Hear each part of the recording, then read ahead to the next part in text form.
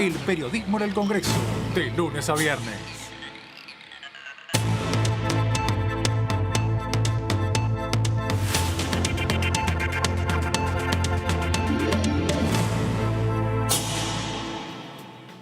Pero ¿cómo les va? Muy bienvenidos. Esto es de TV, el periodismo en el Congreso. Edición verano, que no se detiene, que hay mucho para compartir con ustedes. Así que es un placer empezar un nuevo año contándoles toda la actividad parlamentaria. Soy Melina Fleiderman y les presento a mis compañeros que tienen mucha información porque es un enero, la verdad, que atípico, no solamente en el barrio, sino también en el Congreso porque va a haber mucha actividad parlamentaria. Hola, Dani, ¿cómo andás? Hola, Meli, ¿cómo va? Feliz año. Feliz año. Sí, es atípico este enero porque en realidad hubo un breve receso en estos días, pero ya se están charlando los temas. Sergio Massa anticipó que el 20 de enero hay sesión, así que para llegar a la sesión hay que trabajar algunos temas en comisión.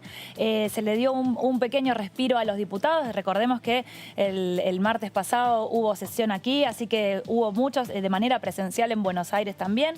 Así que reorganizando un poco la agenda y mirando las extraordinarias que comienzan hoy hasta el 28 de febrero. Claro, estamos en periodo de sesiones extraordinarias. Marian, ¿cómo andás? Buen día, ¿todo bien? Hola, Melina, ¿cómo andás? Bien, muy bien, ¿vos? Sí, bien. Si nos hubieran dicho que íbamos a estar trabajando en enero en el Congreso de la Nación, no nos hubieran creído. No, tal cual. Nadie nos creía. Igual bueno, nos pusieron una pileta de lona, ¿eh? Así tenemos sí, la pileta para refrescarnos en, bueno, en los cortes. Gran pileta. Gran pileta en las terrazas acá divinas que hay en el anexo.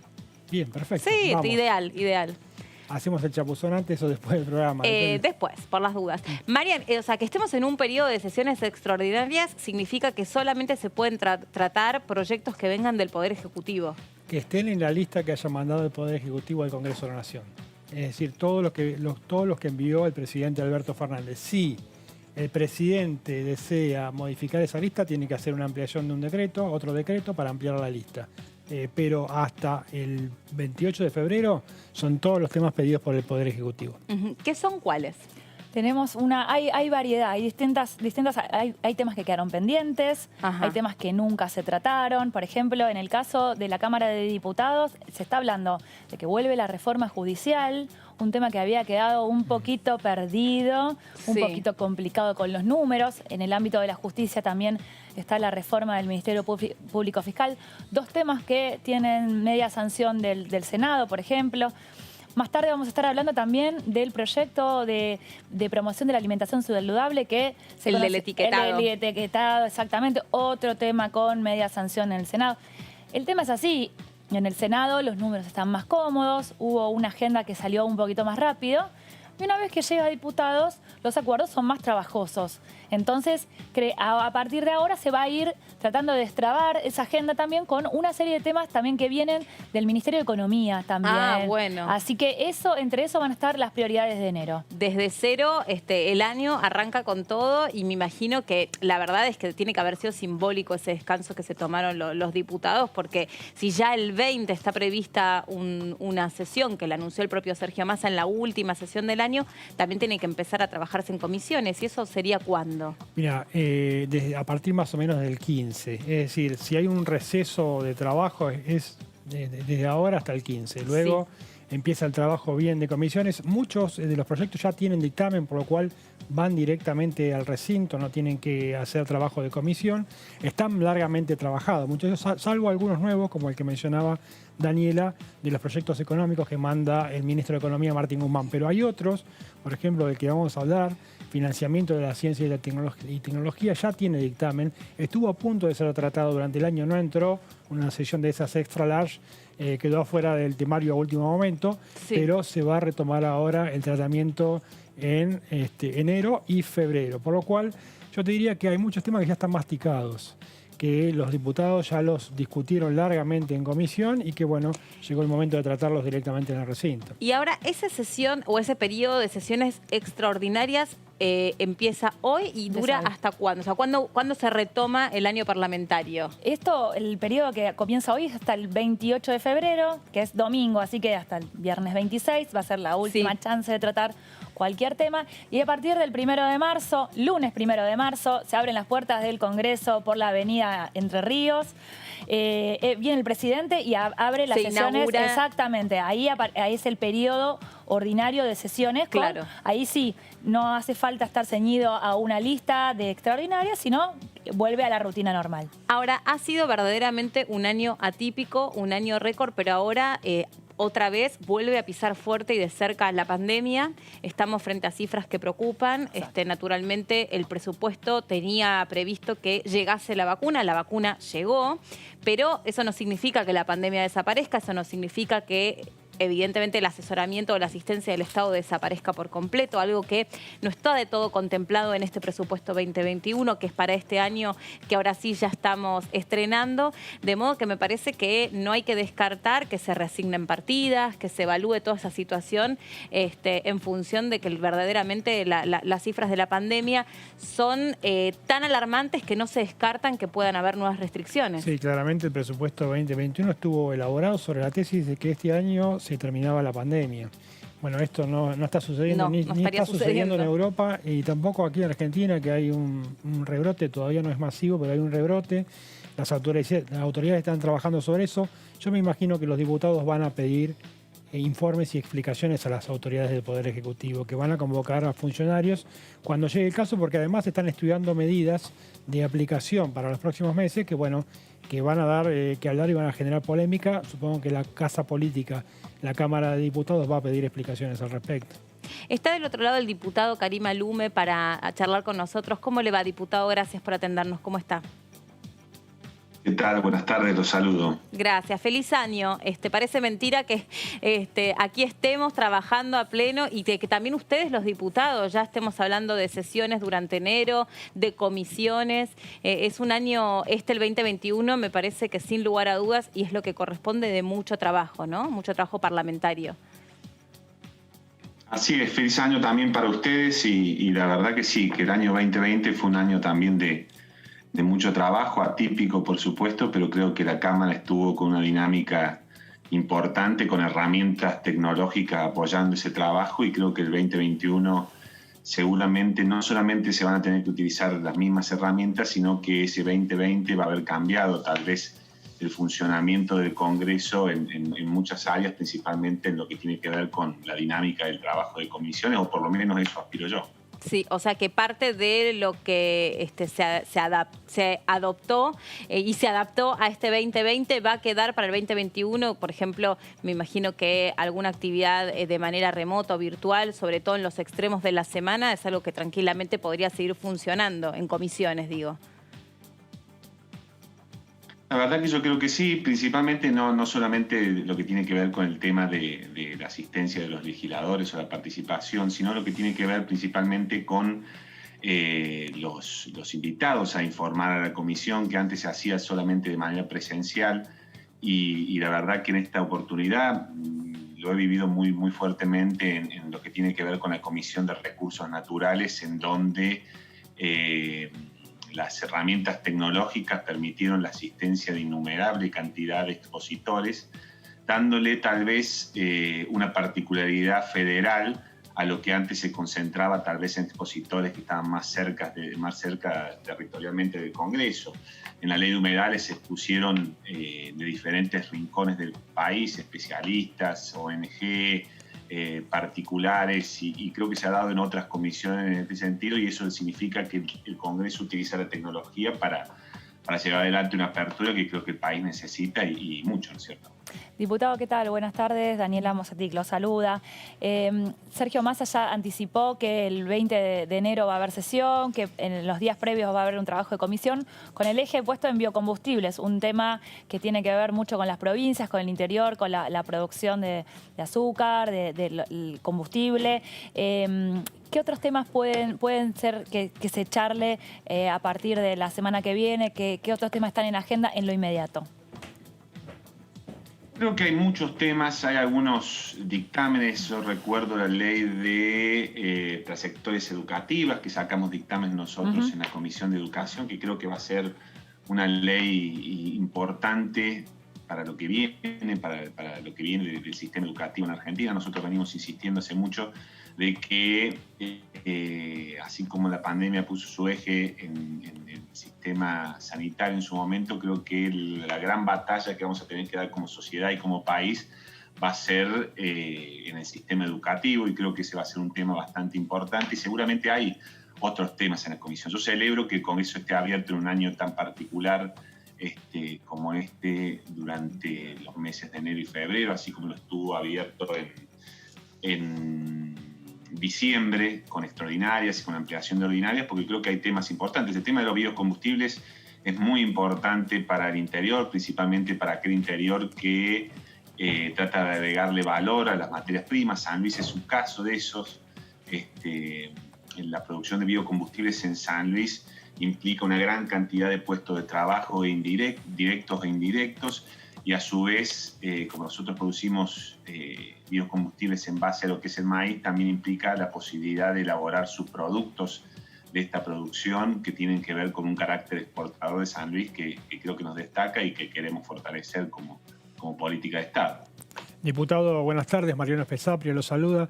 Mencionó recién la producción de maíz y bueno, hay una medida ahora del Gobierno Nacional que es una restricción a la exportación de maíz hasta marzo, si mal no tengo entendido. ¿Cómo está impactando esa medida en su provincia? Si usted puede proyectar un impacto y bueno, ¿qué perspectivas abre a futuro? Incluso para leyes como la que usted mencionaba recién, como la de biocombustible. Bueno, creo que se ha manifestado en las diferentes organizaciones agropecuarias lo que tiene que ver con lo que es el sistema de biocombustibles. Vos sabés que lo que es la restricción de la exportación del maíz como materia prima en sí es una política o es una medida que genera mucha resistencia en algunos sectores, pero en los sectores que le agregan valor, como es el caso de transformar el maíz en subproductos, e inclusive en San Luis tenemos muchas empresas que trabajan con la producción primaria del sector, que tienen que ver con el agregado del valor del maíz, que tienen que ver con no exportar el grano de la forma natural, sino que subdividirlo en distintos productos y agregarle valor y agregarle tecnología. La verdad que es una medida que creo que tiene que ver con tratar de que los costos internacionales no impacten en lo que es la cadena de productos alimenticios, donde el maíz tiene una preponderancia bastante importante en la formación de precios. Así que tenemos que ir viendo con la evolución, no solo de lo que va a ser la cosecha, sino también con la evolución que toman desde el Ministerio de Agricultura de la Nación con respecto a esta medida, cómo puede impactar en los diferentes sectores, no solo de la producción, sino que principalmente del consumo. Otro de los temas que en principio quedarían pendientes de tratamiento es el de la ley del etiquetado frontal, o saber básicamente qué es lo que consumimos en función de los alimentos según su carga de azúcar, de hidratos de carbono, de grasas saturadas. Es una ley que ofreció bastante resistencia por algunas provincias, sobre todo las productoras de azúcar, también algunas empresas que sotoboche hicieron saber a quienes venían ofreciendo cierto entusiasmo, o mostrando cierto entusiasmo, como algunos chefs o personas vinculadas al mundo gastronómico, en que se impulsara esta ley, diciendo que, no sé, amenazaron hasta con retirar pautas publicitarias y demás. ¿Cuál es su postura? ¿En qué sentido cree que esta ley podría ser beneficiosa para la población y si efectivamente es posible que se apruebe? Mira, nosotros hemos tenido experiencia de estos lobbies en diferentes circunstancias que tienen que ver con la producción de alimentos.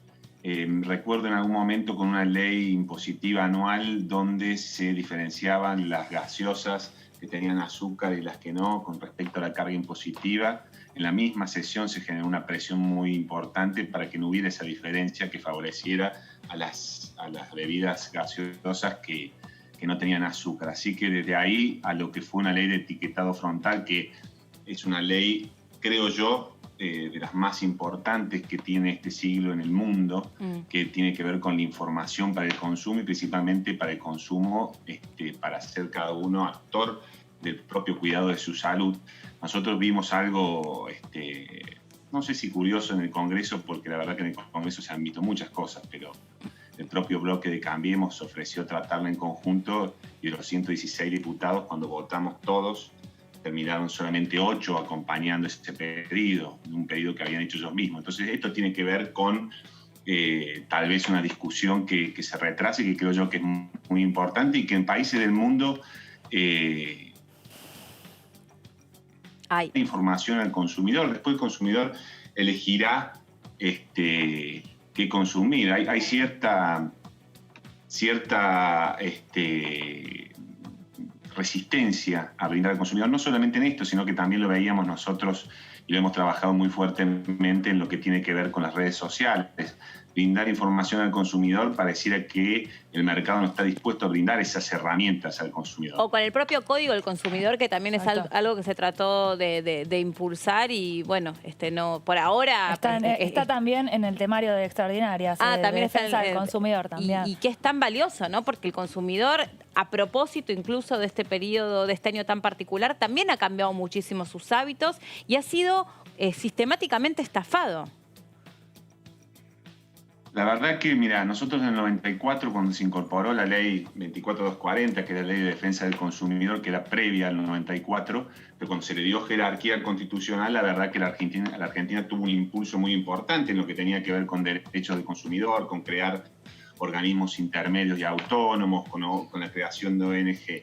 Y después de ese impulso, creo yo, en la década del 2000, principalmente a partir de lo que fue la década del 2010-2020, creo yo que hemos retrocedido muchísimo con respecto a lo que tiene que ver con el ejercicio de derechos del consumo y principalmente con el rol que debe tener el Estado en esa batalla entre una parte débil y una parte fuerte como es la empresa que vende el servicio o vende el producto. Claro. Creo que en ese sentido estas leyes tratan de generar esa recuperación de terreno perdido, pero como se va viendo parece ser bastante difícil. Diputado, si bien se anticipó este tema de los biocombustibles para el 20 de enero, también está planteada una agenda que tiene que ver con lo económico, con todo lo pedido por parte del Ministerio de Economía, que se creía que se iba a tratar en diciembre, también se habló de una reforma tributaria. ¿Cree que en enero será el momento de avanzar por ahí con esto de los incentivos a los créditos hipotecarios, los incentivos a la construcción privada? Porque la pandemia sigue estando acá y los incentivos son realmente necesarios. La verdad que yo creo que se abre, como ya se abrió en su momento y se sigue ampliando, una agenda que tiene que ver no solamente con la crisis sanitaria, sino también con la crisis económica que existía y que es agravada y que es recurrente en nuestro país, tristemente. Pero creo que el Congreso, al estar abierto de una manera permanente y con una agenda bastante amplia establecida en las extraordinarias, creo que hay mucha posibilidad de tratar diferentes temas y comenzar a ver cuáles son las dinámicas que principalmente el Poder Ejecutivo Nacional pretende en materia económica, social, educativa, salud, para este 2021, y seguramente el Congreso va a ser el centro donde se van a dar muchos de los debates que tengan que ver con eso, y esperemos que principalmente en el 2021 haya un cambio de actitud para lo que vienen teniendo algunos sectores políticos con respecto, no sé si tanto a las medidas económicas, porque se pueden discutir, pero con respecto a las medidas sanitarias, creo que la actitud que ha tenido cierto sector de la política argentina, la verdad que resta mucho y en épocas como esta creo que deberían comenzar a reflexionar un poco. ¿A qué se refiere, diputado, con ese cambio de actitud? ¿Cuál es la actitud y si me puede especificar un poquito más qué sectores? Los sectores, el sector que implica lo que es la fuerza política y los componentes que integran la coalición de Cambiemos. Desde que comenzó esta pandemia, los primeros 15 días se pusieron a disposición para trabajar en conjunto para salir, y a partir de ahí comenzaron una serie de acciones que tienen que ver con trabajar sistemáticamente en contra de las medidas sanitarias del Poder Ejecutivo Nacional para enfrentar las pandemias, que son similares, muchas de ellas, a las que se toman en otros lugares del mundo, con diferentes resultados según las características de cada sociedad. Pero la verdad que en su momento tuvieron que ver con criticar la cuarentena, el tipo de cuarentena, con criticar, convocar algunas marchas. Ahora tiene que ver con la aplicación de la campaña de vacunación, cuál es la característica de una y otra. La verdad que es una actitud que ha restado bastante y que creo que para la historia argentina va a ser digna de analizar dentro de unos años. Igualmente, igualmente, favor, diputado, usted vio que ahora es el propio gobierno nacional el que está descartando la posibilidad de volver a la cuarentena estricta Con lo cual, digamos, algunas críticas por ahí iniciales tampoco eran tan fuera de lugar. Sí, pero la cuarentena estricta que nosotros establecimos en distintos lugares del país, en las primeras etapas, que fue variando y que fue variando con respecto a las provincias y a los estatus sanitarios, la verdad que nos permitió a la Argentina poder establecer y reforzar un sistema sanitario que no teníamos para atacar la pandemia.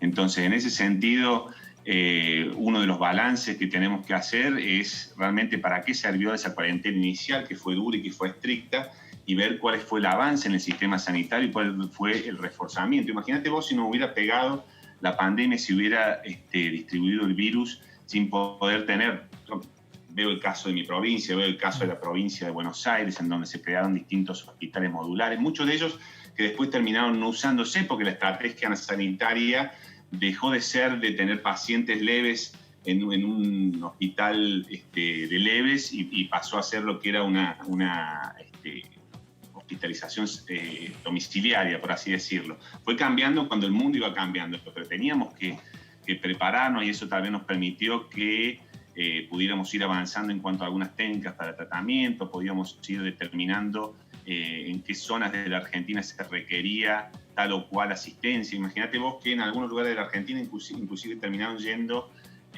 porque se dio en distintas épocas, lo que fue la pandemia en la parte del AMBA y lo que fue la pandemia del interior, terminaron yendo algunos intensivistas a asistir a algunas provincias. Entonces, todas esas estrategias tienen que ver, por supuesto, con aciertos y errores en una pandemia que nadie en el mundo tenía el libro para llevarla adelante, pero sí teníamos la experiencia tal vez de otros países que nos podían enseñar y que en este momento vemos que están tomando medidas similares. La verdad que yo creo que merece tal vez una reflexión por parte del conjunto de fuerzas políticas, principalmente en un año que también termina siendo incierto con respecto a lo que está pasando en Europa, que es como un antecedente de lo que puede venir a la Argentina. ¿Cuál es la situación ahí concretamente en su provincia?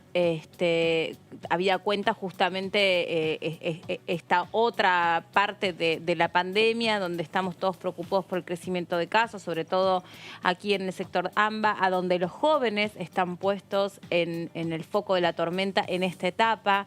Quería consultarles si ahí, por ejemplo, se habían dado estas prácticas de fiestas clandestinas. Bueno, ¿cómo se está viviendo el verano también en San Luis en este sentido, no? Mira, una de las cosas que se está haciendo mucho son muchos testeos, que fue también otra de las cuestiones que nos permitió la cuarentena en su momento, poder contar en este momento con herramientas para poder estar testeando en San Luis alrededor de 1.000 testeos por día. Se realizaban a veces 1.200, otras veces 800, pero ahora con un compromiso mayor, creo que existía hace 20, 30 días por parte de la gente para someterse al testeo. Como en distintos lugares de la Argentina también se han visto acá fiestas clandestinas, que la verdad que ayudan bastante poco, cierto relajamiento por algún sector de la sociedad, pero a su vez otro sector de la sociedad concurre a realizarse los testeos de manera, no sé si masiva, pero 1.000 testeos voluntarios por día en San Luis es un número bastante importante. Y esto se coordina también con una temporada de verano donde tenemos muchos visitantes de diferentes provincias, lo que ayuda mucho al sector al microturismo, turístico, sí. No es el sector más golpeado de esta pandemia, debe ser uno de los sectores más afectados. Diputado, muchas gracias por este contacto con nosotros, gracias por su tiempo, a pesar de que está en estos días de descanso o de desconexión con la actividad parlamentaria, pero bueno, eso siempre es relativo, porque uno siempre está ahí a través de la tecnología con los colegas, me imagino, preparando la actividad que se viene. Así que gracias. Así es, muchas gracias para ustedes y un feliz año para ustedes y para todos sus teleaudiencia. Muchas gracias, que ande muy bien. La situación en San Luis de los testeos no es la misma que dicen que está ocurriendo aquí en AMBA, ¿no? Donde dicen, bueno, no se está testeando todo lo que se debería, pero aún así están creciendo los casos. Y... Sí, lo que noto también tiene que ver con la diferencia de criterios entre tenés que ver qué provincia te tenés que testear, a cuál hay que llevar PCR, a cuál tenés que tener el certificado de verano. Entonces es como que hay una variedad. Si llegás a la ciudad de Buenos Aires, si te corresponde testearte, si no te corresponde, es como difícil. Sí. Debería por ahí unificarse un poco más la información para que sea el protocolo sea uno solo. Creo que en eso es difícil. Hay que investigar para estar bien al tiro con la información. Bueno, ese es un requerimiento que se viene haciendo hace rato, ¿no? Que de alguna manera estén unificados todos. ¿Para cuáles necesitas PCR? ¿Para cuáles necesitas test de saliva? Hoy veía también lo que está pasando en las terminales, que a veces llega un micro a la madrugada y no está el personal que te tiene que hacer el testeo, entonces tenés que después vos, digamos, responsablemente como pasajero acercarte a algún centro de testeo. Es bien complejo. Aquí en el Congreso lo mismo, ustedes han visto, para que las últimas sesiones pudieran ser posibles de manera presencial. No sé si ustedes tienen el número final de cantidad de diputados que vinieron, pero fue verdaderamente importante porque era una sesión naturalmente muy importante. Hubo que hacer una serie de... hubo que montar prácticamente un laboratorio en el anexo. Incluso había habido... Sergio Massa no quiso decir quién era, pero había 2 diputados que no habían logrado tener el resultado del PCR, así que debieron seguir la sesión del despacho, porque para entrar al recinto el requerimiento era tener el negativo. Sí. Porque llevar a cabo semejante operativo para poder garantizar la presencialidad no se podía dañar por 2 diputados que no tenían el resultado. Porque ahí rompes toda la seguridad sanitaria impuesta y todo el esfuerzo de tanta gente que previo a venir a la provincia de Buenos Aires estuvo a su vez guardando cierto aislamiento, ciertas restricciones para poder estar en condiciones sanitarias idealmente para presenciar, y después lo mismo cuando se volvieron a sus provincias. El número fue prácticamente por mitades, mitad presencial, mitad en forma remota. El de la última sesión funcionó de esa manera. O sea, creo que en el anterior hubo un poquito, más, sí, hubo un poquito más, pero tiene que ver con la fecha y el momento del año también. Había estado muy comprometido el tema, la firma del dictamen de la movilidad jubilatoria, que había sido un día antes del 24 de diciembre, ese día fue súper complicado. Claro. Y después la movilidad también para llegar a la sesión del 30. Que no es la jubilatoria, sino es la movilidad aérea.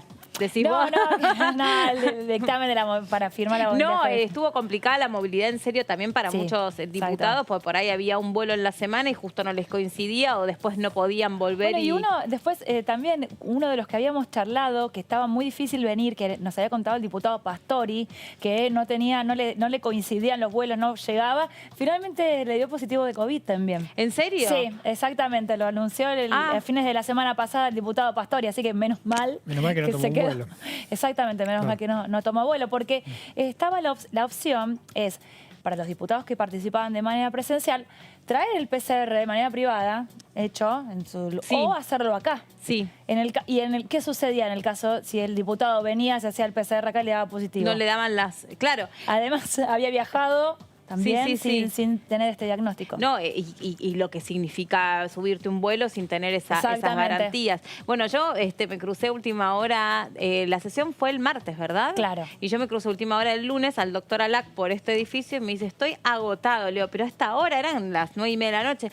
Me dice, es que tuve que yo mismo acercarme al puesto sanitario para revisar uno por uno todos los PCR, porque había algunos que estuvieron un poco demorados, pero además recolectar todos los PCR de los diputados que habían venido en avión y que entonces tienen que presentar o se realizan esa prueba mismo en el Aeropuerto Internacional de Ezeiza. Entonces, reunir toda esa información también debe haber provocado que, me dijo, seguramente algunos tengan que empezar la sesión en sus despachos y después ya cuando les llegue el resultado pueden cruzar al recinto.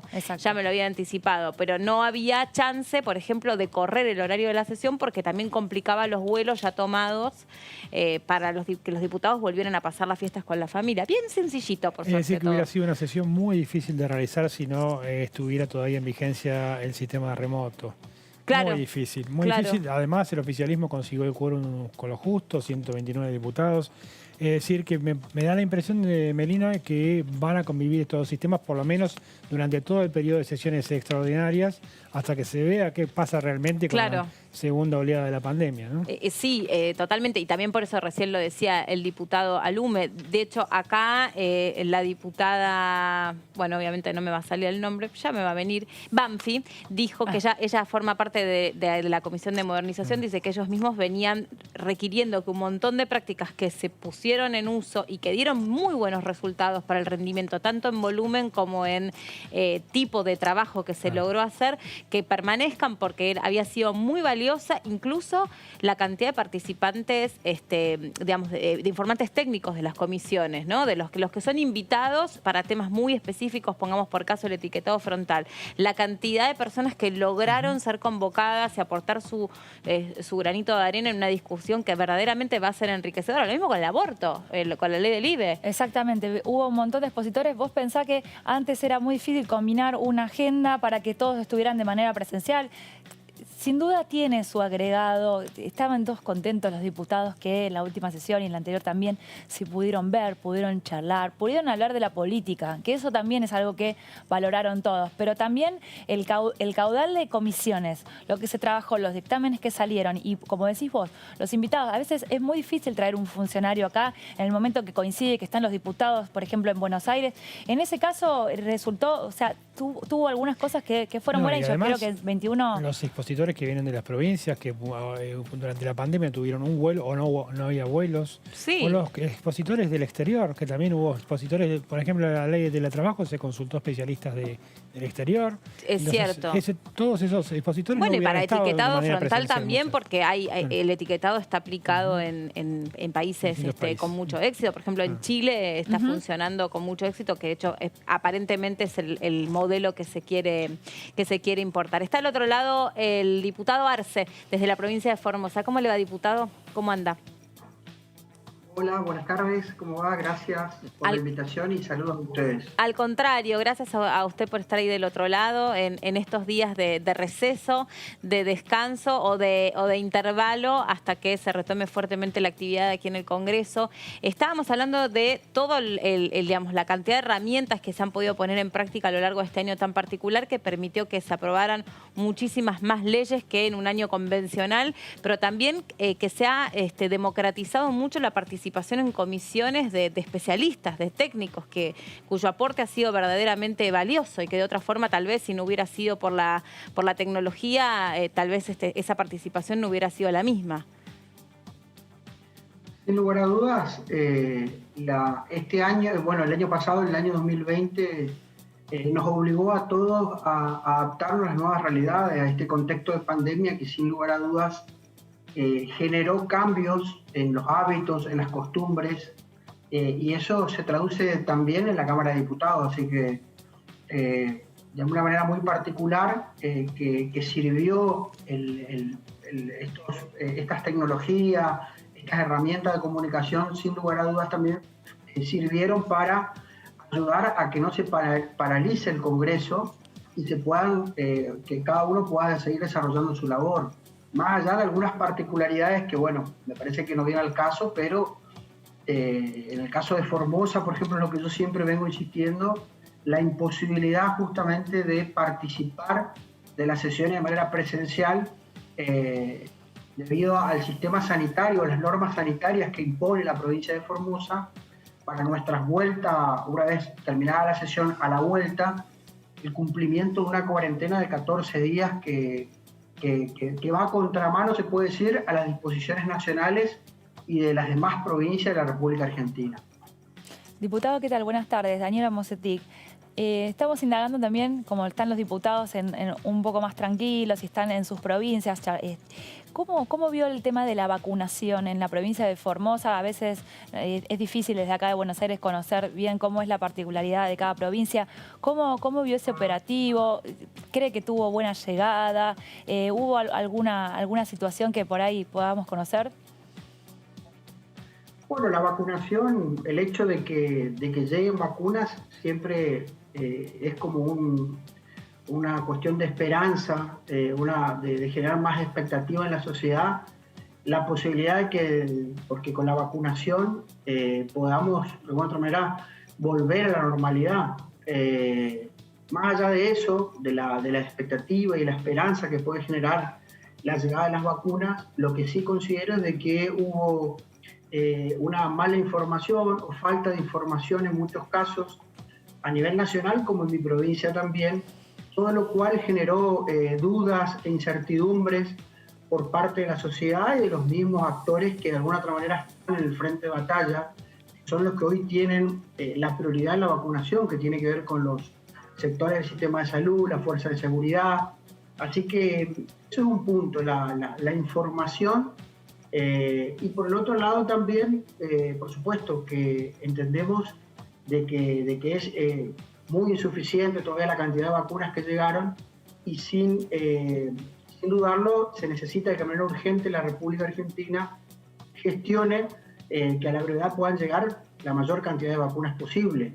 Pero reitero, me parece que la información es lo que generó todo este estado de incertidumbre y que no ayudó porque esto genera dudas en la sociedad, en la clase política también. Por eso desde nuestro bloque hemos solicitado la presencia del ministro de Salud a efectos de que informe y nos dé certeza sobre las gestiones que estaba realizando que está realizando la República Argentina sobre las distintas vacunas en los distintos países. Diputado, le habla Mariano Espesapria, buenas tardes. Recién entrevistamos a un colega suyo del Frente de Todos, del oficialismo, que decía que parte de la oposición, específicamente habló de Juntos por el Cambio, tuvo una actitud irresponsable al comienzo de la pandemia, porque criticó la cuarentena, la extensión de la cuarentena, y ahora el traslado se verifica también con la cuestión de las vacunas, lo que usted venía mencionando recién. ¿Cuál es su punto de vista al respecto? Es decir, ¿usted siente que Juntos por el Cambio tiró un poco más de la cuerda de lo que debía o que ejerció el rol de oposición? Bueno, lo de la pandemia es algo que es una experiencia nueva para todos, es decir, para el oficialismo, para la oposición, para el gobierno nacional, los gobiernos provinciales, y de alguna otra manera algunos tomaron medidas que pueden o no estar equivocadas, que pueden estar cuestionadas. Más allá de eso, entiendo que lo que es el frente de Juntos por el Cambio y la oposición siempre lo hizo de manera responsable, en un principio, acompañando muchas iniciativas que vinieron desde el Ejecutivo Nacional.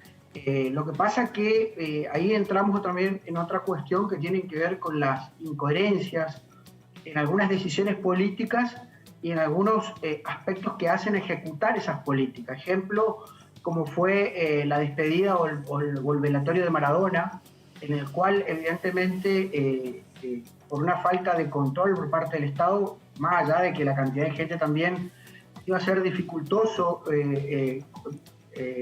tratar de organizar y controlar esto, sí, llevó a que la sociedad muchas veces descrea de las decisiones políticas o el cumplimiento de esas decisiones políticas. Y hoy también lo hemos traducido en lugares turísticos de la Argentina donde donde hay una franja que más que nada se enfoca a los jóvenes, en el cual vemos que hay como una preocupación mayor por el desmadre, se puede decir, en cuanto al cumplimiento de las medidas. Ese es un extremo.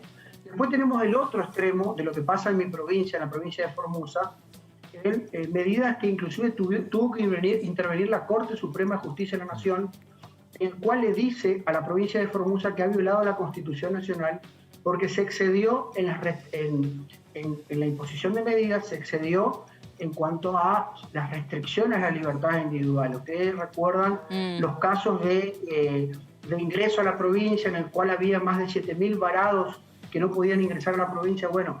Eso más un número de medidas que tienen que ver con los centros habilitados por el Estado, que no son, en Formosa uno no cumple en su domicilio el periodo de cuarentena. Además, otra particularidad que tiene la provincia son 14 días de cuarentena necesaria obligatoriamente.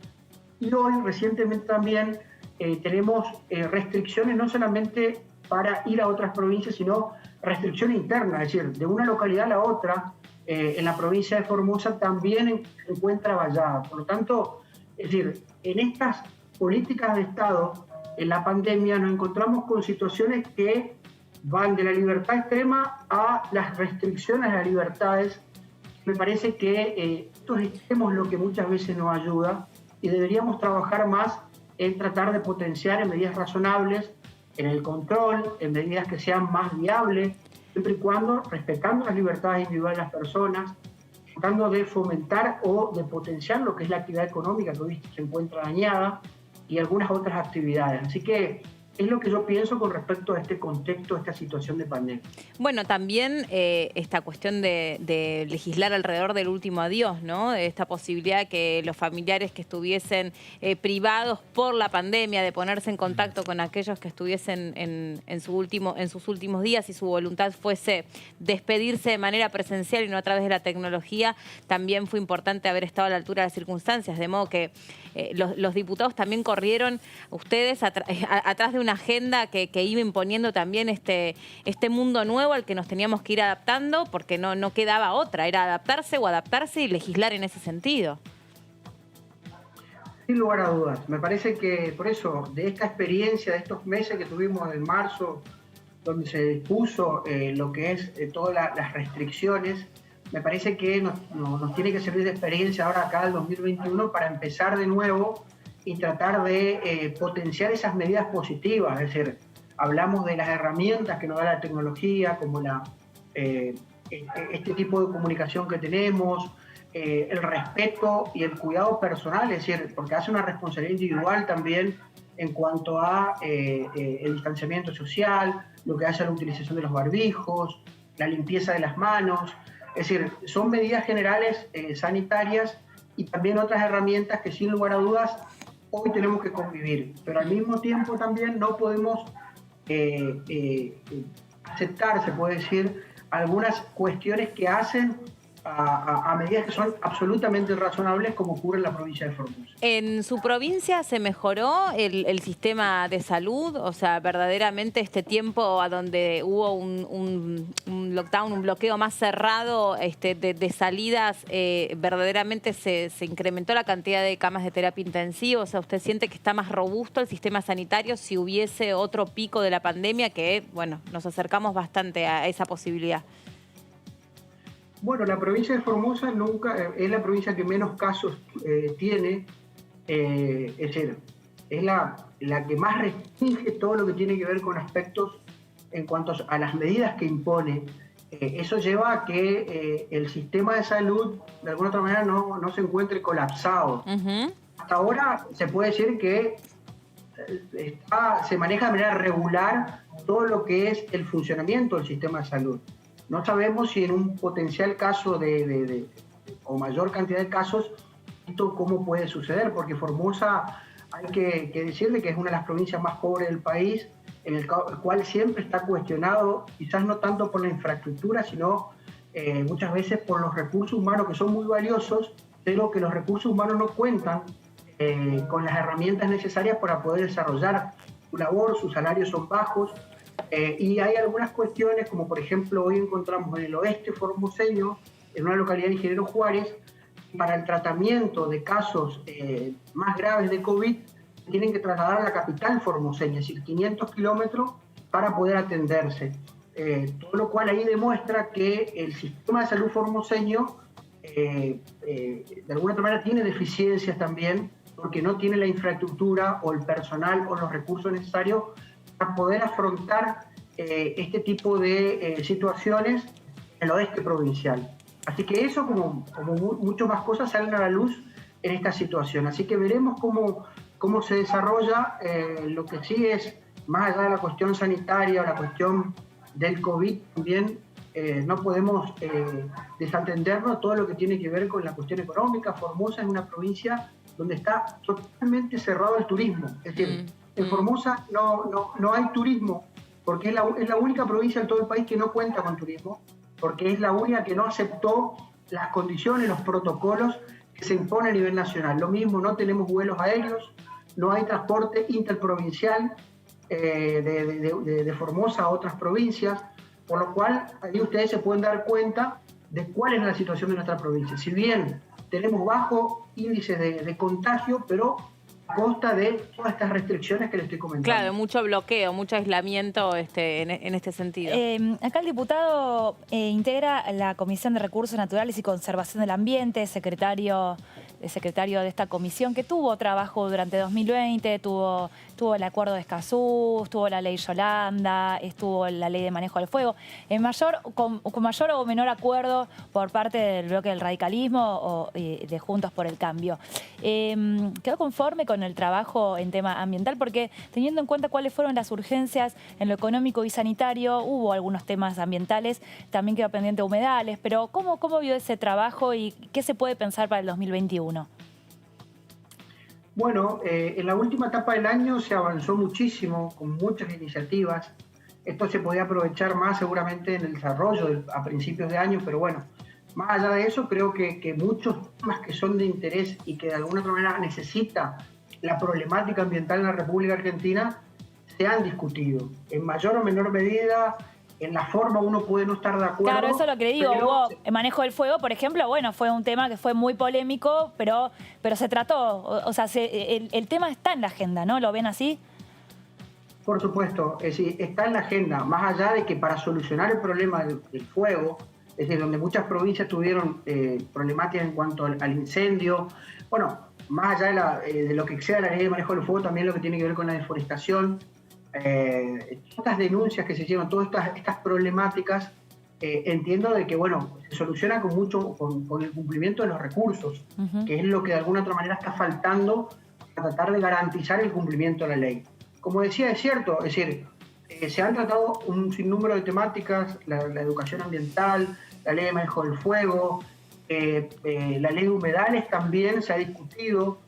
En mi caso, por ejemplo, se ha aprobado un proyecto de mi autoría que tiene que ver con declarar monumento natural a la guaraguazú, que es una especie que está en peligro de extinción y que necesita una mayor protección. Bueno, también lo veo como algo positivo. Así que en lo que es la Comisión de Recursos Naturales se ha trabajado o se ha discutido algunas temáticas. Reitero, más allá de la forma que podemos estar de acuerdo o no, o de cómo salió la ley de manejo del fuego, que en nuestro caso hemos votado en contra. Pero en general se puede decir que hubo una dinámica en cuanto a la voluntad de tratar algunas temáticas. Diputado, el año pasado la Cámara de Diputados discutió básicamente entre oficialismo y oposición sobre dos ejes. Un eje era todo lo relacionado con la pandemia, el protocolo, las sesiones remotas, diferentes posiciones entre oficialismo y oposición. Y el otro eje fue el contenido de la legislación. La última sesión del año pasado, una sesión muy polémica justamente por el contenido de la legislación, la nueva fórmula del cálculo de jubilaciones, pensiones y, bueno, también abarca a otros grupos de la sociedad, como por ejemplo los que reciben planes sociales. ¿Qué le quedó a usted de la sanción de esa ley, que por otra parte acaba de ser promulgada por el Poder Ejecutivo Nacional, y qué perspectiva le ve en su desarrollo para 2021?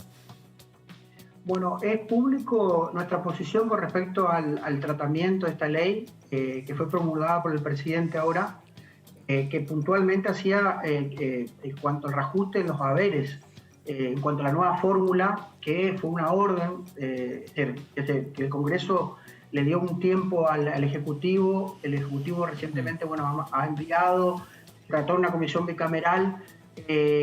Nosotros puntualmente lo que decimos es que esa fórmula no ayuda o no beneficia a los jubilados.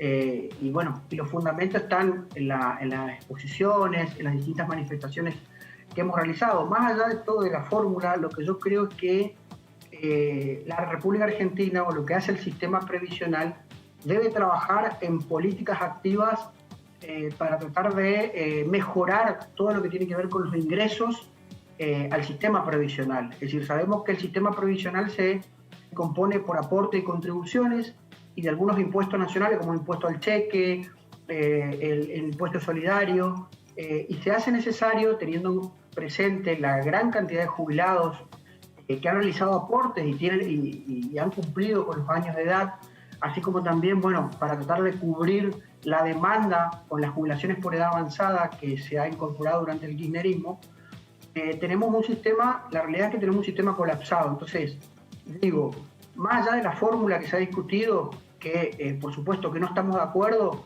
lo que creo que la República Argentina o el Congreso de la Nación debe trabajar en políticas para tratar, por ejemplo, de mejorar ese 40% de empleo informal. Porque si nosotros trabajamos en eso, se mejora la cantidad ese pase de empleo informal a formal, van a haber mucho más aporte y contribución, y eso va a mejorar también la recaudación en el sistema previsional. Doy como ejemplo. Y además de trabajar en políticas de Estado activas en cuanto a la generación de empleo y el sector productivo. Así que para tratar de resolver lo que es el sistema, la problemática del sistema previsional argentina, creo que se debe profundizar más esos puntos para tratar de alguna manera aminorar esta problemática, que es una realidad que viene hace muchos años. Diputado Arce, gracias por este contacto con nosotros, que tenga buen año y nos reencontramos en cualquier momento. Muchas gracias a ustedes. Saludos. Hasta luego.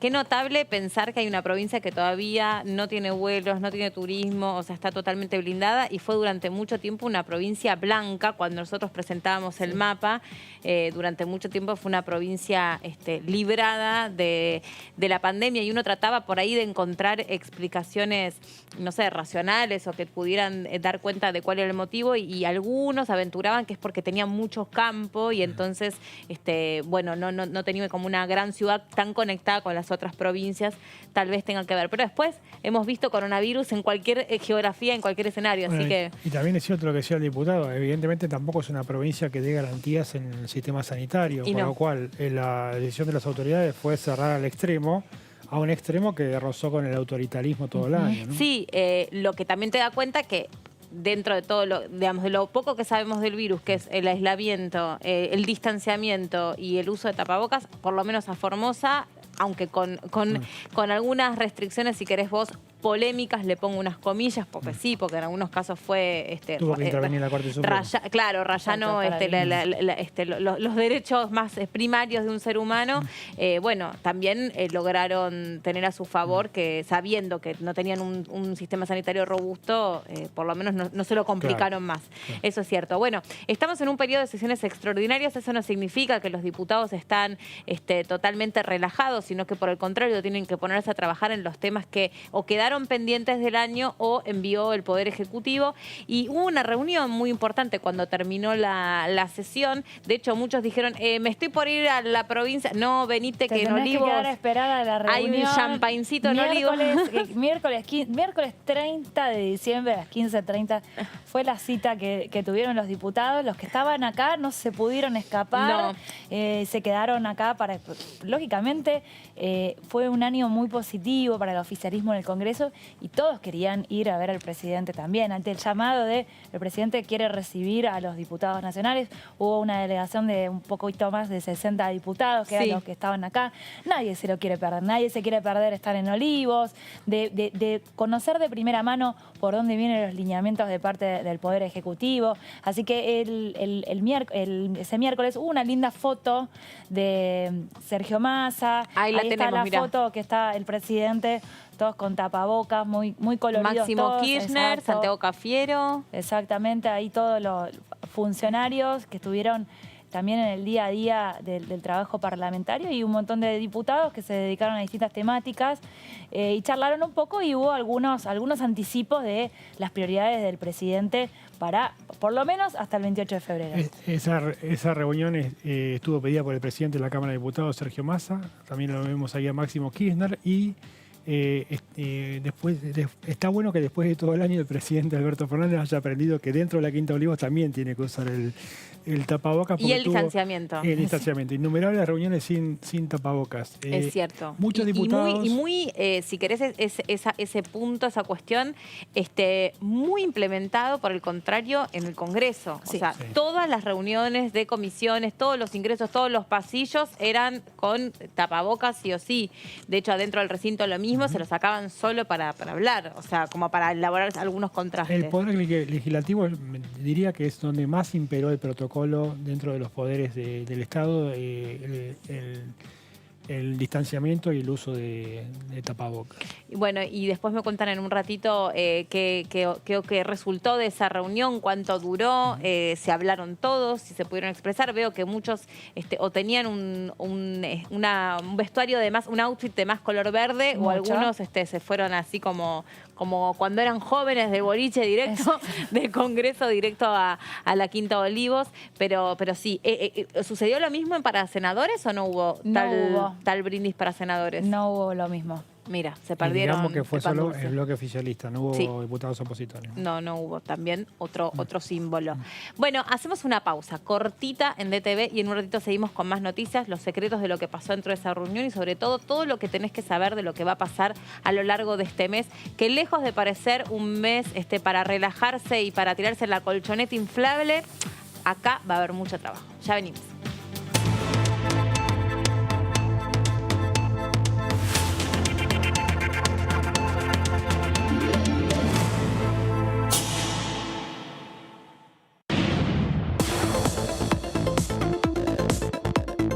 La voz de los diputados. La voz de las diputadas. La voz de la oposición. La voz de los que quieren cambiar la realidad. La voz de los que quieren una Argentina mejor. Tu voz en el Congreso. DTV, el periodismo en el Congreso, de lunes a viernes. El virus nos testea a nosotros. Quiere saber si aprendimos a cuidarnos y así cuidar a los otros. Respetá los 2 metros de distancia.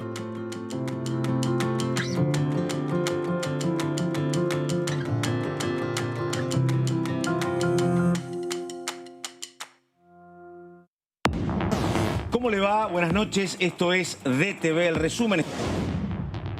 Pensar en un régimen que tenga sustentabilidad en el tiempo, que sea garantía, por otra parte, obviamente, de los saberes de los jubilados y pensionados. Los jubilados, cada vez que un gobierno plantea una reforma previsional, toqueteando por la situación que fuere la fórmula, los jubilados y las jubiladas en Argentina pierden.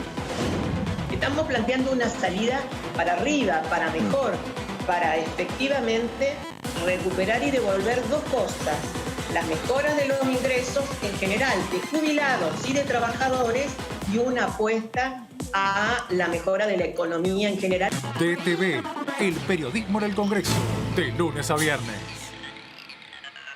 Él se llama Fernando, 52 años, pero a veces puede llamarse Nacho Fútbol y tener 14. Otros días puede ser Iván Leyenda, fanático de los juegos online. O también @Sabritrap. Nacho Fútbol, Iván Leyenda y @Sabritrap son la misma persona. Un acosador. El grooming es el acoso sexual contra niños, niñas y adolescentes por parte de un adulto a través de medios digitales. Los abusadores utilizan perfiles falsos para captar a sus víctimas en Internet. Habla en familia sobre grooming. Contales la importancia de proteger sus datos personales. Infórmate más en argentina.gov.ar/grooming. Argentina Unida. Argentina Presidencia. Bienvenidos, esto es DTV, el periodismo en el Congreso. La verdad que el Congreso estuvo a la altura de los acontecimientos, fue el centro de la escena nacional, como corresponde. Las elecciones PASO del año que viene van a costar 13.000 millones de pesos. Esos 13.000 millones de pesos podrían ser asignados de manera directa a sustentar beneficios para las pequeñas y medianas empresas. Estamos ante un escenario hoy muy difícil, una Argentina que no creció, que muy probablemente el año que viene no tenga las perspectivas que uno espera o que desearía porque todavía no está resuelta la pandemia. DTV, el periodismo en el Congreso, de lunes a viernes. En estos meses aprendimos muchas palabras nuevas. ¿Qué es un caso sospechoso? Es la persona que tiene 2 o más de los siguientes síntomas: fiebre de 37,5 grados, tos, dolor de garganta, dificultad respiratoria, dolor muscular, cefalea, diarrea y o vómitos. O si tenés solo pérdida brusca de gusto o olfato. También quien vive o trabaja en instituciones de internación prolongada. o es personal de tareas esenciales en esos establecimientos, comedores u otros espacios donde circula el virus. Para más información, llama al 120. Cuidarte es cuidarnos.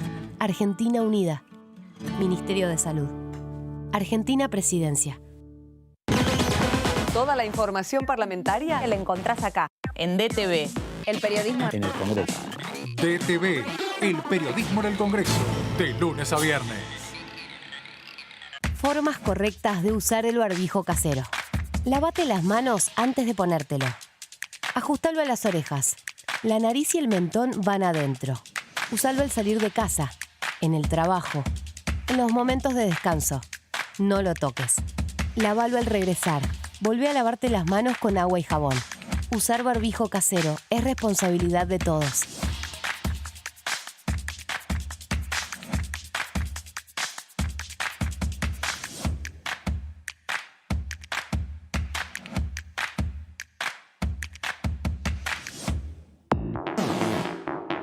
Toda la actividad parlamentaria de la Cámara de Diputados.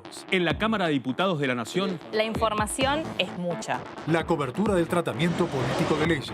En el recinto. En pasos perdidos. La opinión de los protagonistas. en comisiones. En los despachos. El día a día de los diputados y diputadas de la Nación.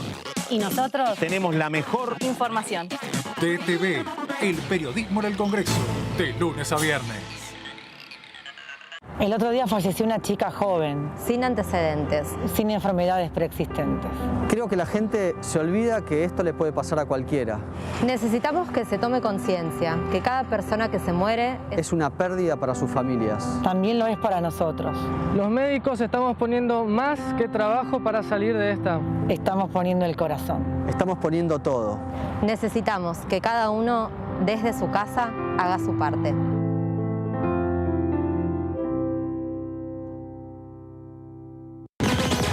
Toda la información parlamentaria la encontrás acá, en DTV, el periodismo en el Congreso. DTV, el periodismo en el Congreso, de lunes a viernes.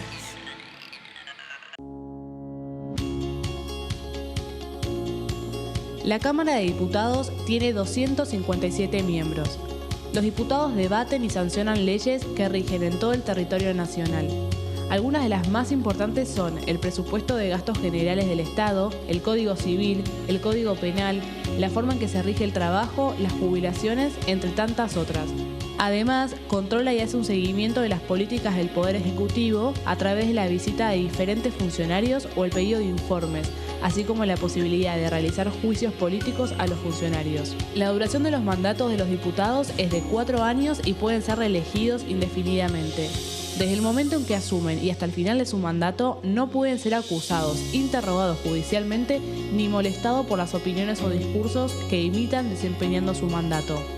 Son requisitos para ser diputado tener al menos 25 años, 4 años de ciudadanía argentina y haber nacido en la provincia por la que se postula o haber residido en ella los 2 años precedentes. Se agrupan en bloques que expresan partidos políticos o afinidad ideológica.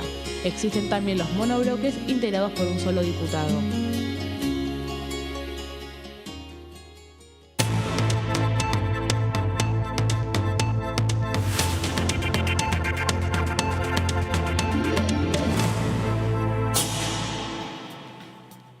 Estamos de regreso acá en DTV con toda la información que tenés que saber de todo lo que va a pasar este mes. Este mes estamos en sesiones extraordinarias y se van a trabajar alrededor de los proyectos que envió el Poder Ejecutivo y aquellos que quedaron pendientes. Que resumido tiene que ver con el etiquetado frontal, tiene que ver con la cuestión de la ciencia y la tecnología. Exacto. ¿Con qué otras cosas? A ver, con la reforma del Ministerio Público Fiscal, Exacto. que tiene sanción en el Senado y tiene que estar pendiente de tratarse aquí en la Cámara de Diputados.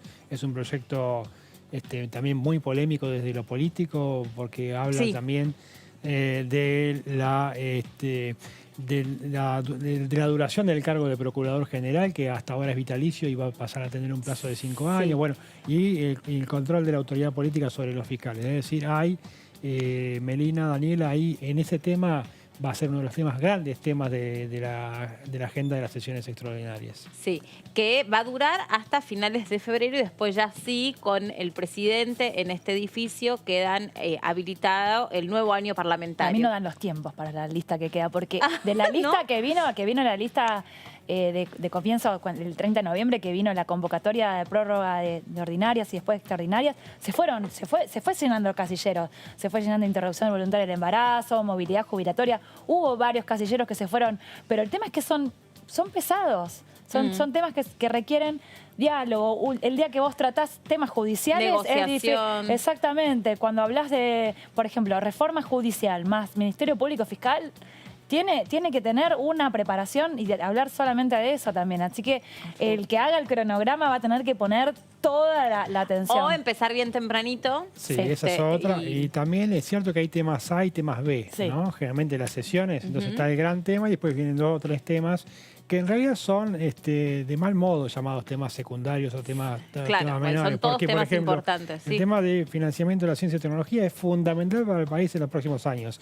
Y sin embargo se cayó de una sesión en la que estaba ya incluido en el temario, ¿no? Es decir, muchas veces las prioridades de corto plazo, bueno, ya sabemos cómo son, ocupan todo el escenario. Preguntáselo, si no, a la diputada Landricini, que está del otro lado, que integra esa Comisión de Ciencia y Tecnología, lo importante que es. ¿Cómo le va, diputada? Feliz año, ¿cómo anda? ¿Qué tal? ¿Cómo están ustedes? Muy bien, por suerte.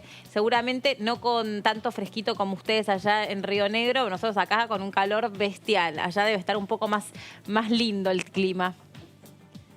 Sí, hoy, pero estuvo en 39, 38 los últimos días. Fatal. Sí. Bueno, arranquemos con qué balance se queda usted de la última sesión del año y con todo el año legislativo, este año tan particular, a donde hubo que acoplarse y adaptarse a un mundo nuevo que impone nuevas maneras de comunicarnos. Cuénteme usted con qué sensaciones se quedó después de este año tan particular. Bueno, la verdad que fue un comienzo a todo galope para empezar a poner en marcha la legislación que requería el Gobierno Nacional en el Ejecutivo, como la Ley de Solidaridad para la Recuperación, que se sancionó en diciembre, y se preveían otras leyes vinculadas a los acuerdos para la resolución de la deuda externa. Y llegó la pandemia y alteró la agenda, alteró la vida de cada uno de los y las argentinas y también de los funcionarios del Poder Ejecutivo, básicamente de las áreas de salud, de las áreas de obra pública, de las áreas de gobierno, de jefatura de gabinete, y también alteró la vida de los legisladores porque modificó el modo de sesionar, el modo de funcionar las comisiones y obviamente todo lo que fue incorporar las tecnologías de comunicación para el trabajo parlamentario, tanto en el Senado como en la Cámara de Diputados. Eso demoró alrededor de 45 días hasta que se hizo la primera sesión el 13 de mayo, producto de la necesidad de generar protocolos acordados entre las fuerzas políticas con representación parlamentaria para poder hacer el funcionamiento dentro de unas reglas y procedimientos acordados, ¿verdad? Y en lo personal, diputada, ¿cómo le resultó ese traspaso de la presencialidad a la virtualidad o al mundo digital, familiarizarse con la plataforma, asegurarse que efectivamente iban a estar garantizadas todas las cuestiones que tienen que estar garantizadas para que el debate sea próspero y sirva y sea saludable? Bueno, eso implicó, para algunos de nosotros, la virtualidad ya existía en el trabajo académico, en redes de investigadores de distintos lugares del país e incluso del extranjero, que nos conectábamos en actividades de seminarios, de cursos, etcétera, de manera virtual. Pero bueno, nunca el trabajo parlamentario.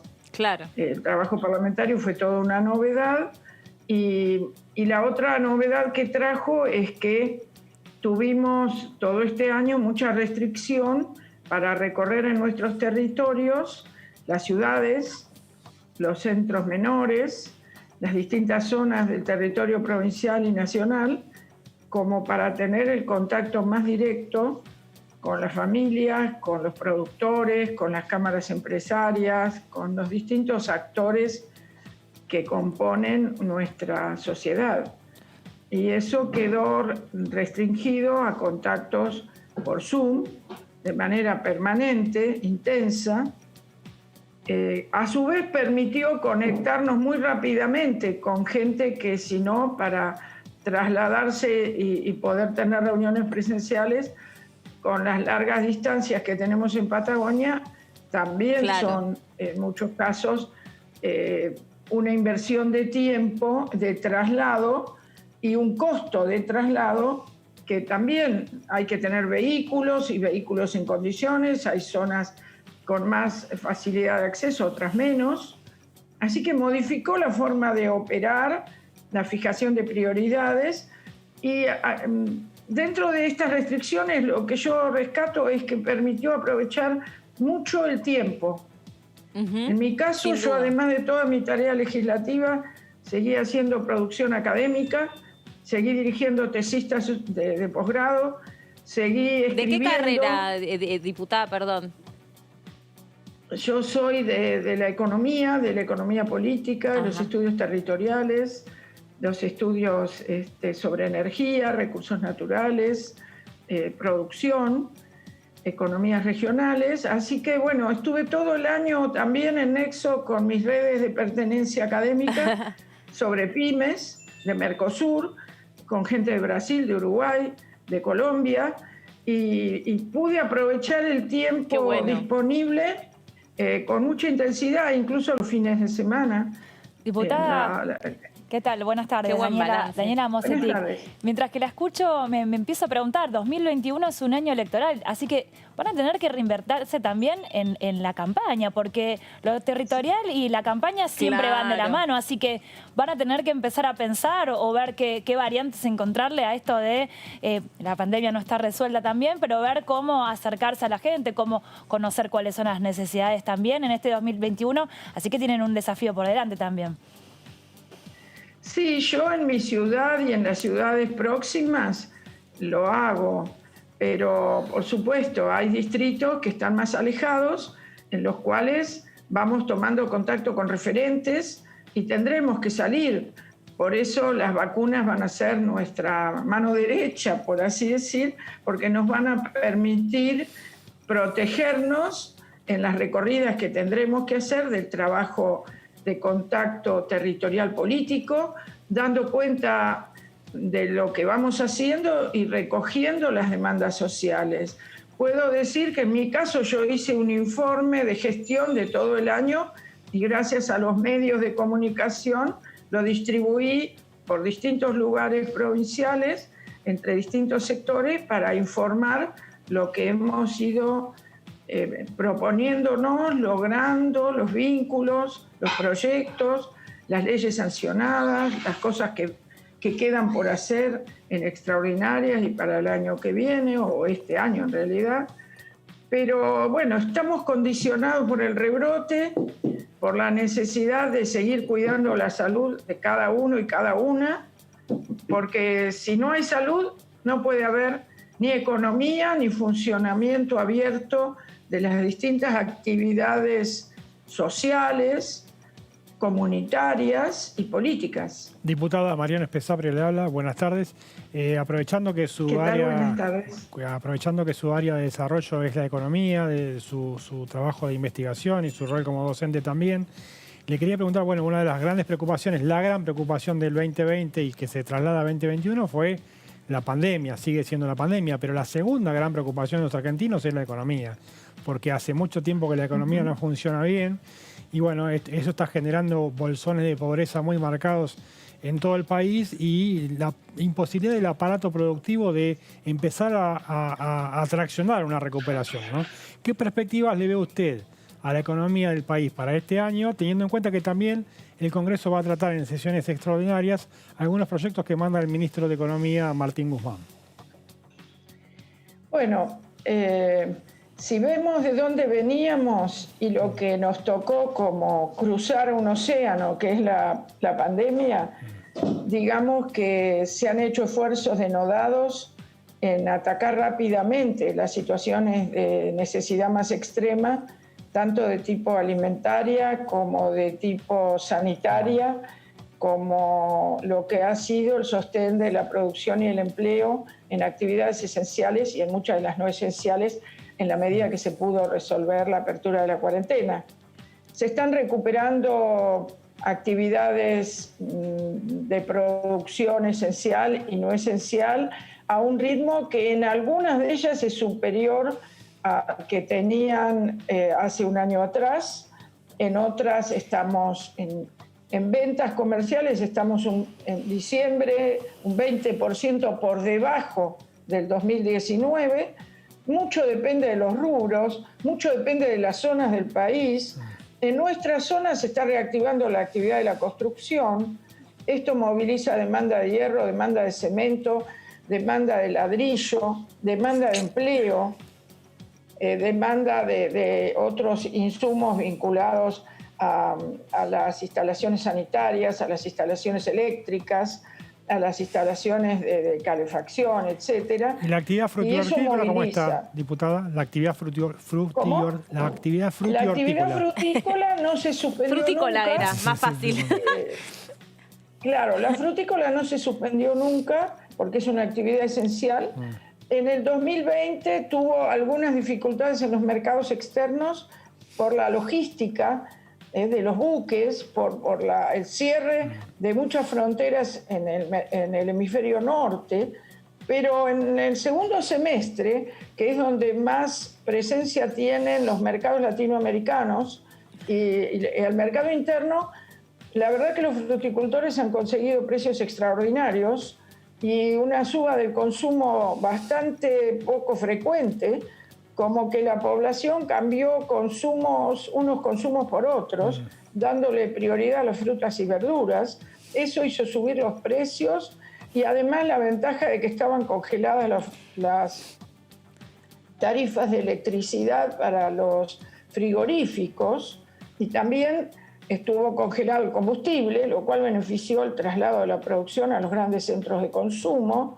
También estuvo abierta la producción ganadera, la producción de carnes y de lanas, pero en la línea sur rionegrina, como también en parte de la provincia de Neuquén, Chubut y Santa Cruz, las grandes nevadas fueron un obstáculo, generaron muerte de muchos animales por no poder circular o por no tener pasturas.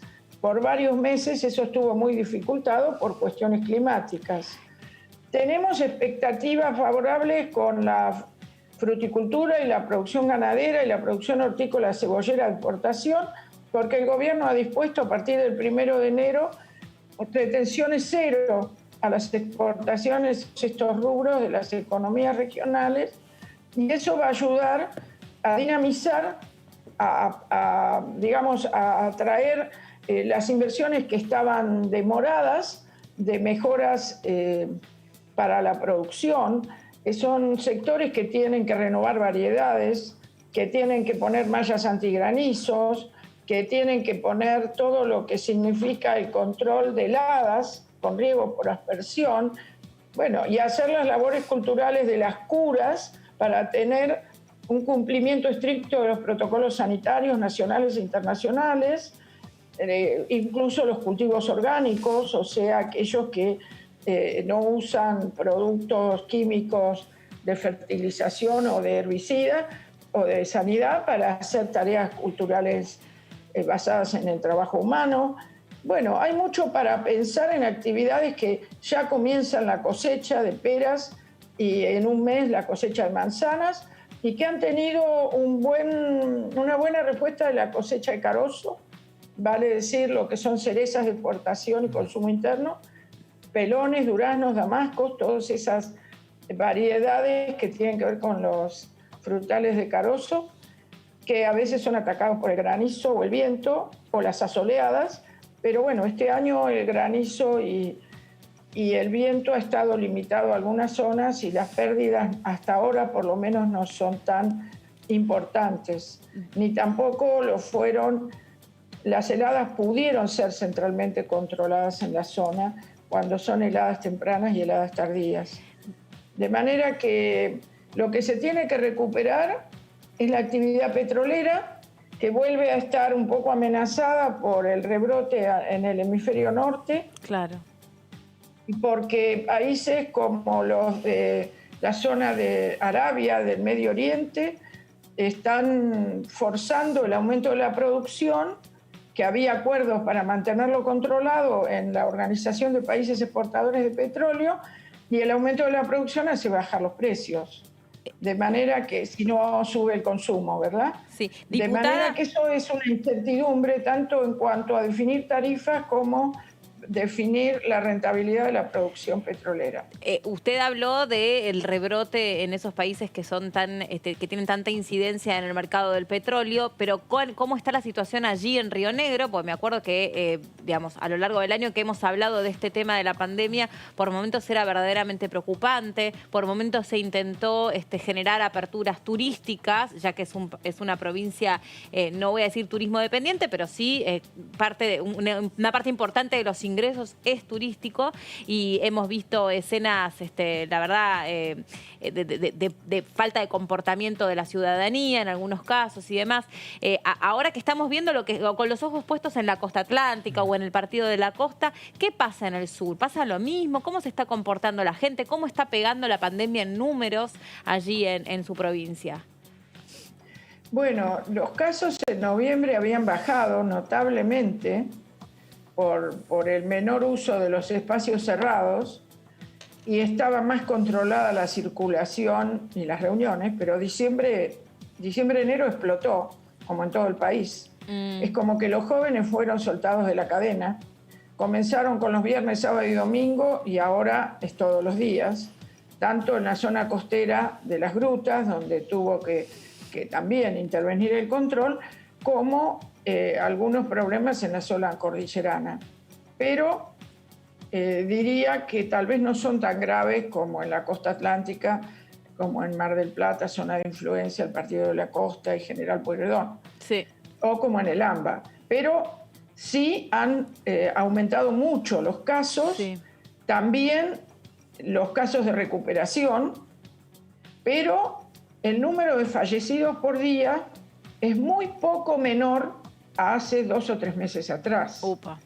Lo cual habla de una preocupación por la doble combinación, las enfermedades prevalentes, los comportamientos, sobre todo en términos de reuniones sociales. Claro. La demora, tal vez, en tomar conciencia que se tiene síntomas COVID o en consultar para tener los hisopados correspondientes. Y obviamente hay un agotamiento del personal del sistema de salud que pasó todo el año batallando contra miles y miles de casos diarios, o semanales, mensuales, ¿verdad? Diputada, Por supuesto, sí. Hay un proyecto que mandó, que en realidad el presidente de la Nación incluyó en el decreto de convocatoria a sesiones extraordinarias, que es el del financiamiento de la ciencia y la tecnología. Un proyecto que estuvo a punto de ser tratado en el recinto aquí en la Cámara de Diputados y que luego, por una sesión muy larga quedó fuera del temario. Quería que me explique usted también, porque es investigadora académica,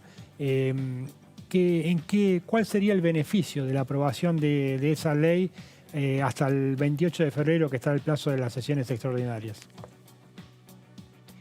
Bueno, nosotros trabajamos 2 proyectos en la comisión correspondiente, uno del diputado José Luis Ricardo, con coautores de Juntos por el Cambio, y uno que lleva, encabezado por la diputada Claudia Bernaza, que lleva la firma nuestra desde el Frente de Todos.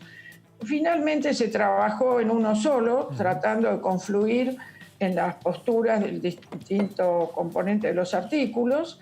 Y lo importante, que si lo toma el Poder Ejecutivo, es que se da un compromiso de ir aumentando anualmente los fondos del Producto Bruto Interno destinados a la investigación científica, tanto básica como aplicada, como así también la transferencia tecnológica para la innovación productiva, que es una base para la mejora de productividad, para la generación de ingresos, para el mejor posicionamiento de las actividades industriales y de servicios calificados dentro del sistema económico a nivel nacional y si estamos en relación con mercados externos. Esto va de la mano también de la Ley de Economía de Conocimiento, ¿verdad? Que incorpora un reconocimiento importante a las empresas del sector, tanto las que producen servicios y desarrollos informáticos, desarrollos de software, como las que hacen hardware, como las que incorporan procesos con estas nuevas tecnologías dentro de etapas de la producción industrial o de otros servicios, como la logística, por caso. Además, la ley compromete avanzar en mejoras en las remuneraciones de los investigadores becarios y becarias. La ley compromete dar, digamos, énfasis a la cuestión de género para dar las mismas oportunidades a mujeres que a hombres dentro del sistema científico y tecnológico. También compromete desarrollos que tengan que ver con incubadoras, con empresas de base tecnológica, diputada, que incorporan los resultados de la investigación. ¿Había poca paridad de género en el sector? Bueno, o la hay, digo, porque habla en pasado. Tal vez todavía la hay. A nivel de la docencia universitaria hay un alto grado de feminización, sobre todo en algunas disciplinas, en algunas facultades, como sabemos, las humanísticas, las de la educación, las de la psicología, pero bueno, han empezado a crecer también la presencia de mujeres con buen resultado en su actividad y en su formación, en las químicas, en las ingenieriles, en las informáticas o en las del derecho y la economía. Claro.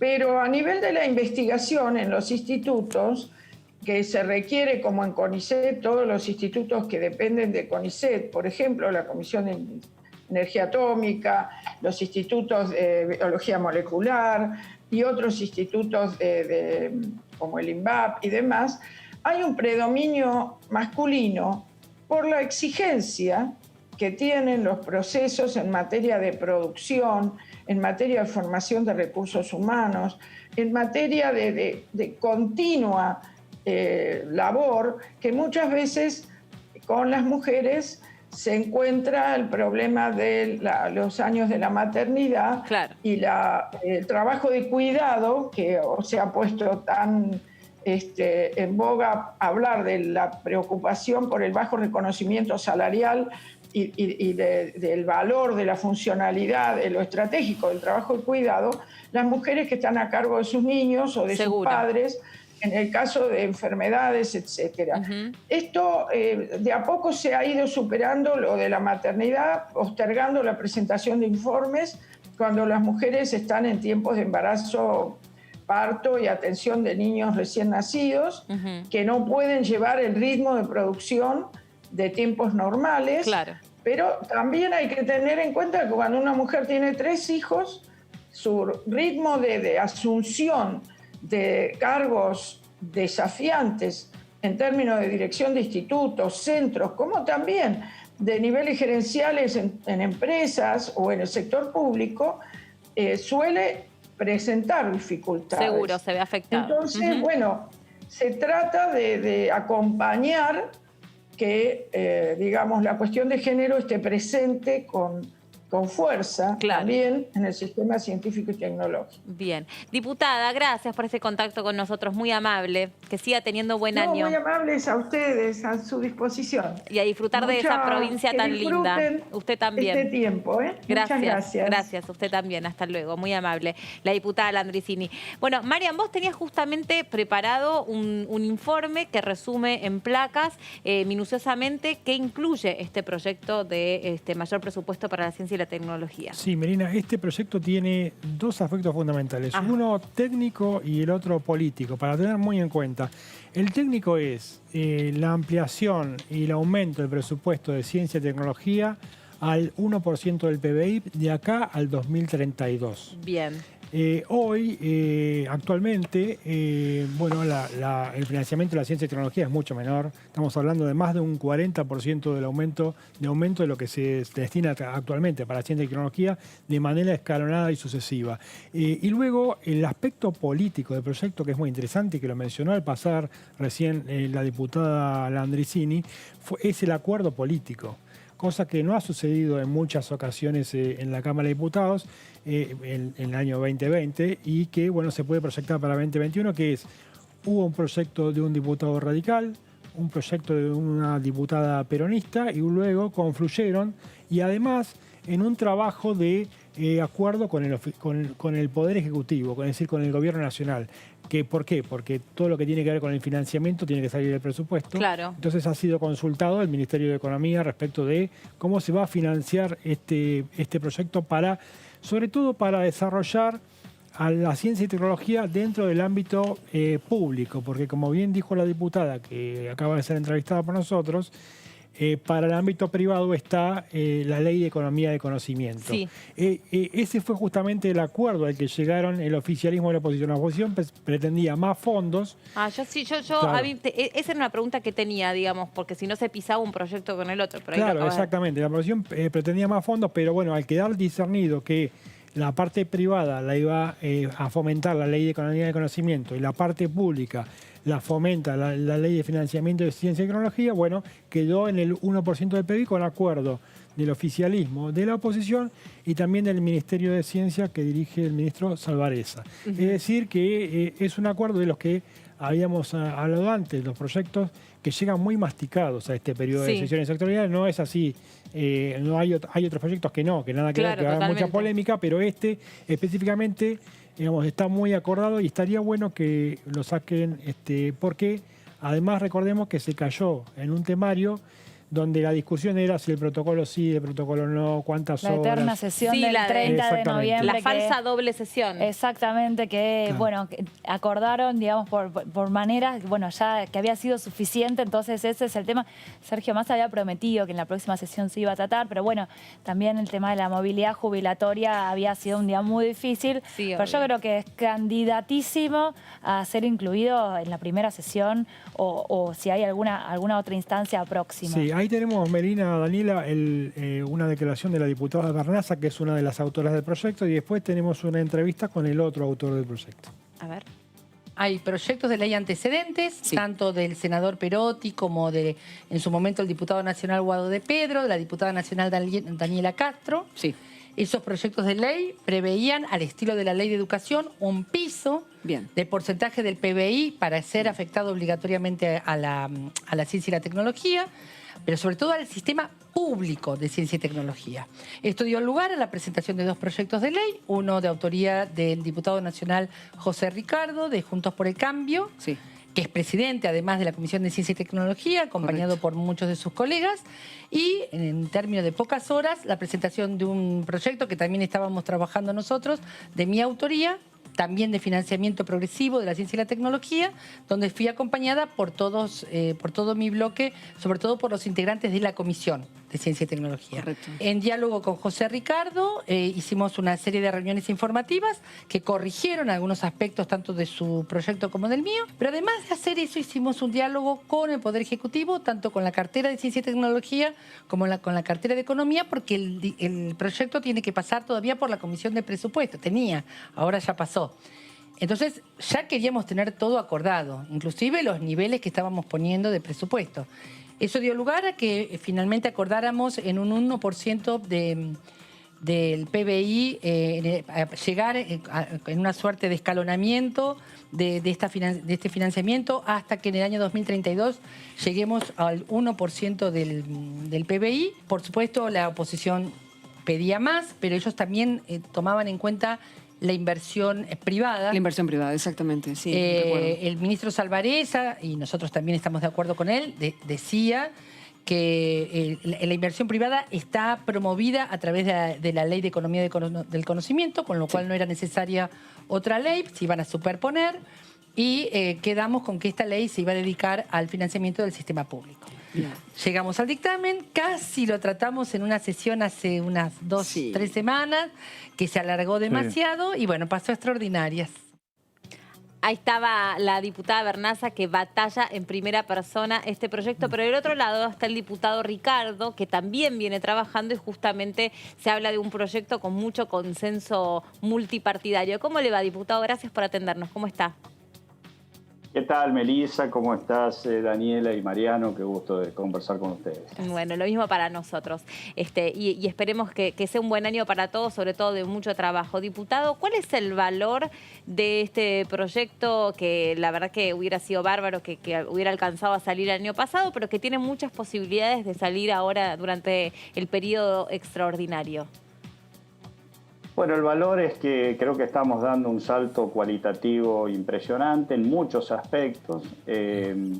Por una parte vamos a tener una ley con una previsión del financiamiento de todo el sistema de ciencia, tecnología e innovación. Eso va a implicar en términos, digamos, de inversión, 3.000 a números de hoy, donde el PBI no es el mejor que debiéramos tener, pero es casi 3.500 millones de dólares de inversión en los próximos 10 años, es decir, un aumento de 3.500 millones de dólares de la inversión actual, que es del 0,28% del PBI al 1%, por lo tanto casi 2,5 veces en poco más de una década. Después están las cuestiones de que se pone en marcha, y la ley lo dice muy explícitamente, los objetivos de esta ley se incorporan al Plan Nacional de Ciencia y Tecnología. Vi el resumen muy bien hecho, digamos, hay aspectos que quisiera señalar. Esto es que el Plan Nacional de Ciencia y Tecnología, que lo tenemos incluido en la ley desde el año 2001, pero que no lo hemos ejecutado como tal. Es decir, que cuando venga el presupuesto para todo el sector de ciencia, tecnología e innovación, en el presupuesto nacional venga acompañado con un plan. Se va a involucrar el Congreso, las dos comisiones de ciencia y tecnología del Congreso, de ambas cámaras, en el seguimiento de la inversión de ese plan. Eso es muy importante cualitativamente. La cuestión de género que se dijo, no solo hombres y mujeres, sino todo el colectivo de género. En eso es absolutamente progresista. Y creo que el valor de la voluntad de crear condiciones para el consenso político, es decir, como presidente de la comisión tuve ese objetivo del primer segundo, porque pertenezco al sistema científico hace muchos años. Siempre digo que a Roberto Salvareza nos conocemos de más de 20 años, pero como científicos, fuera de la política, de manera que sabemos bien las cuestiones que tenemos en el debe para la ciencia desde hace muchas décadas. Y por lo tanto no puede haber ninguna cuestión ni personal, ni ninguna mezquindad circunstancial que pueda interponerse en sacar la ley. Lamentablemente esa noche no se pudo dar, el temario era largo, claro. Pero está en las sesiones extraordinarias, y yo tengo la firme esperanza, y se lo he hecho saber, digamos, a mi bloque, y también se lo he pedido que se transmita así en labor parlamentaria, que se ponga en la sesión del día 19, que se va a ver, 19 o 20 de este mes, ya no recuerdo, pero que está prevista una sesión. Creo que es muy importante, hay un financiamiento progresivo, quedan capítulos por trabajar, es decir, es muy importante el apalancamiento del sector privado. Si bien la Ley de Economía y Conocimiento cubre una gran parte, pero hay todavía un gran, digamos, espectro de actividades de transferencia de conocimiento al sector productivo que las tenemos que apalancar con otras leyes similares. La Argentina tiene posibilidades enormes.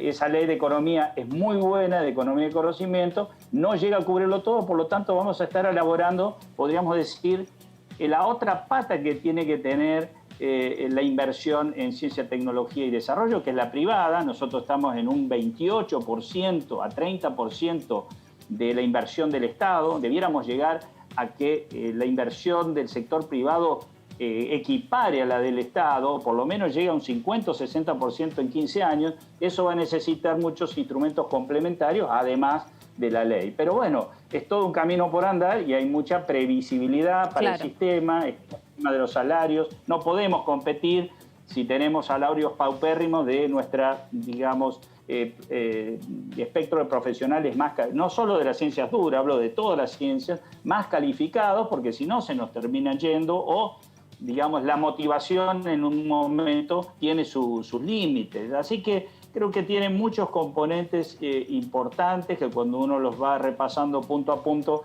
ve que cada uno de ellos es un salto hacia adelante muy importante. Y hemos incorporado, escuchaba antes realmente las alocuciones de nuestras amigas diputadas, la diputada Landricina y la diputada Bernaza, en particular.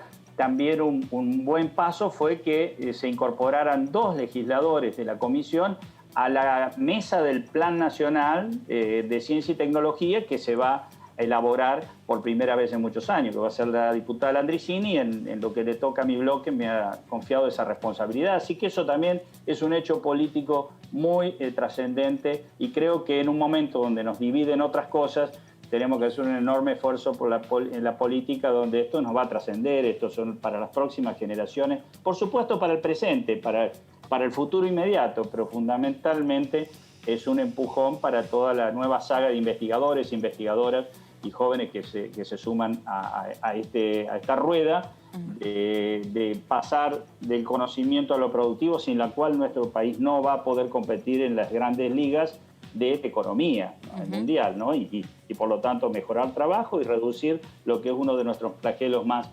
que nos avergüenzan más, que es el nivel de pobreza, la falta de trabajo de calidad y todo eso que no le pertenece a un gobierno, sino que es un arrastre de muchos años de, en todo caso, no invertir en el fondo de la cuestión.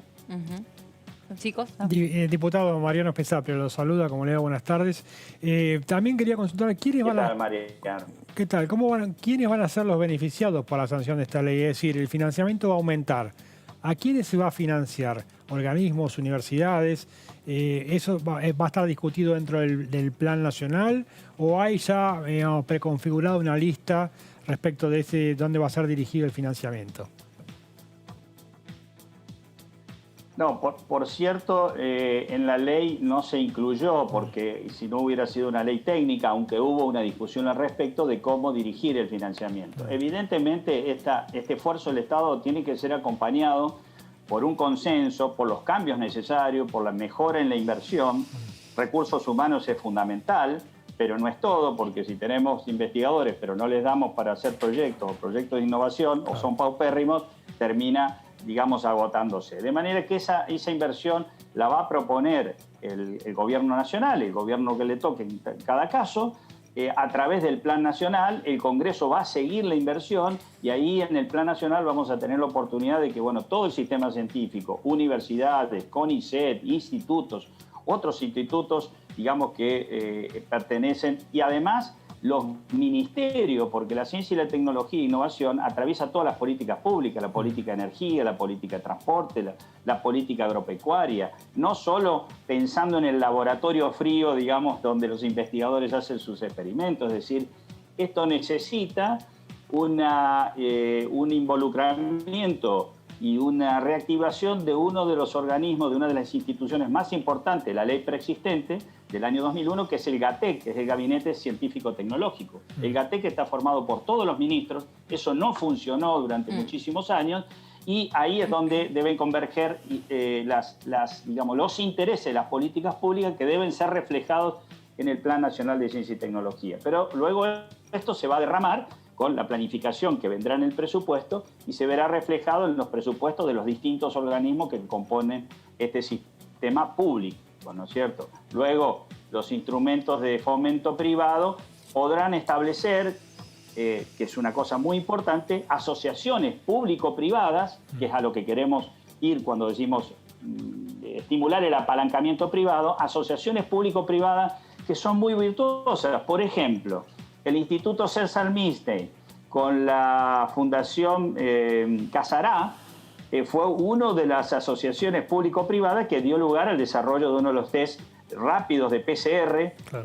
con otra tecnología en la Argentina, por dar solo un ejemplo de lo virtuoso que es fomentar eso. Pero bueno, este financiamiento esperemos que llegue al investigador, que llegue a los grupos de investigación, que llegue a las universidades, que se refleje en los salariales, es decir, en el estímulo, en los salariales y en las becas, ¿no? de estímulo a la formación de nuevos recursos humanos y al crecimiento de la infraestructura. Es muy importante la infraestructura científica, porque si no, los equipamientos en muchas disciplinas, como la biología molecular y otras, la química fina, son muy caros y tiene que haber una inversión estratégica. Ya hemos dado pasos en los años anteriores, los planes de grandes equipamientos nacionales, es decir, no puede ser que cada institución tenga su equipo y al lado haya un equipo igual. Tiene que haber una estrategia nacional sobre las grandes inversiones, creo que ya hay una experiencia ganada y creo que esto nos va a obligar también a hacer los cambios que el sistema necesita, es decir, el reconocimiento de la actividad de innovación y transferencia, porque si no reconocemos en nuestras instituciones científicas eso y nos quedamos en la cultura del paper, que es muy importante porque nos mantiene, pero no es solo eso, esto es mucho de lo que hay que andar, ¿no? Nuestras instituciones son un poco conservadoras en ese sentido y hay que reconocer y darle valor a las actividades que se van a financiar para que toda la rueda funcione, digamos, todo el mecanismo de transmisión funciona. Diputado, ¿qué tal? Daniela Mosetic. Le hago una consulta. Teniendo en cuenta, si ponemos el financiamiento, lo que es necesario, los números, dentro de lo que Argentina puede... ¿Argentina tiene alguna aspiración de insertarse en algo un poquito más desarrollado con respecto a la ciencia, estar un poco más a la altura de países que tienen desarrollos importantes? Por ahí, como usted dice, en esta oportunidad del coronavirus, por ahí nos permitió hacer algunos desarrollos. Argentina, con el financiamiento adecuado, ¿tiene con qué? Sí, Argentina es un competidor en nivel de conocimiento, de producción de conocimiento de nivel mundial. Cuando digo de nivel mundial, podemos competir con los mejores países del mundo. Ya hay ejemplos de esto. Por ejemplo, son muy pocos países, de hecho en Latinoamérica ninguno, que produce tecnología nuclear, ¿no? Eso es de las grandes ligas internacionales. En biotecnología también, en tecnología agropecuaria. Puedo decir que en medicina, en salud, también en la industria farmacéutica, hay capacidad, y en ingeniería ni qué hablar. Pero, ¿qué pasa? Venimos perdiendo esa carrera. En robótica hace 35 también. años nosotros... robótica, sí, podríamos mencionar. Robótica, bueno, informática. Robótica, informática, desarrollo de aplicaciones. Las exportaciones de la Argentina en informática superan a las exportaciones de la carne, que es nuestra, podríamos decir, nuestra estrella, nuestra nave insignia. Ahora, pocos lo saben que más se produce en software que vendiendo carne. Y a veces se nos va la discusión política en eso. Pero esa carrera la venimos perdiendo si no hacemos una política de rediseño, de refinanciamiento y de buen uso de esos recursos. Sí, también me imagino, diputado, el lograr que todos esos talentos vuelvan al país, porque muchos de ellos por ahí hicieron sus primeros pasos acá, se desarrollaron, estudiaron, invirtieron mucho de su dinero y de su tiempo y después se fueron a trabajar a otra parte del mundo.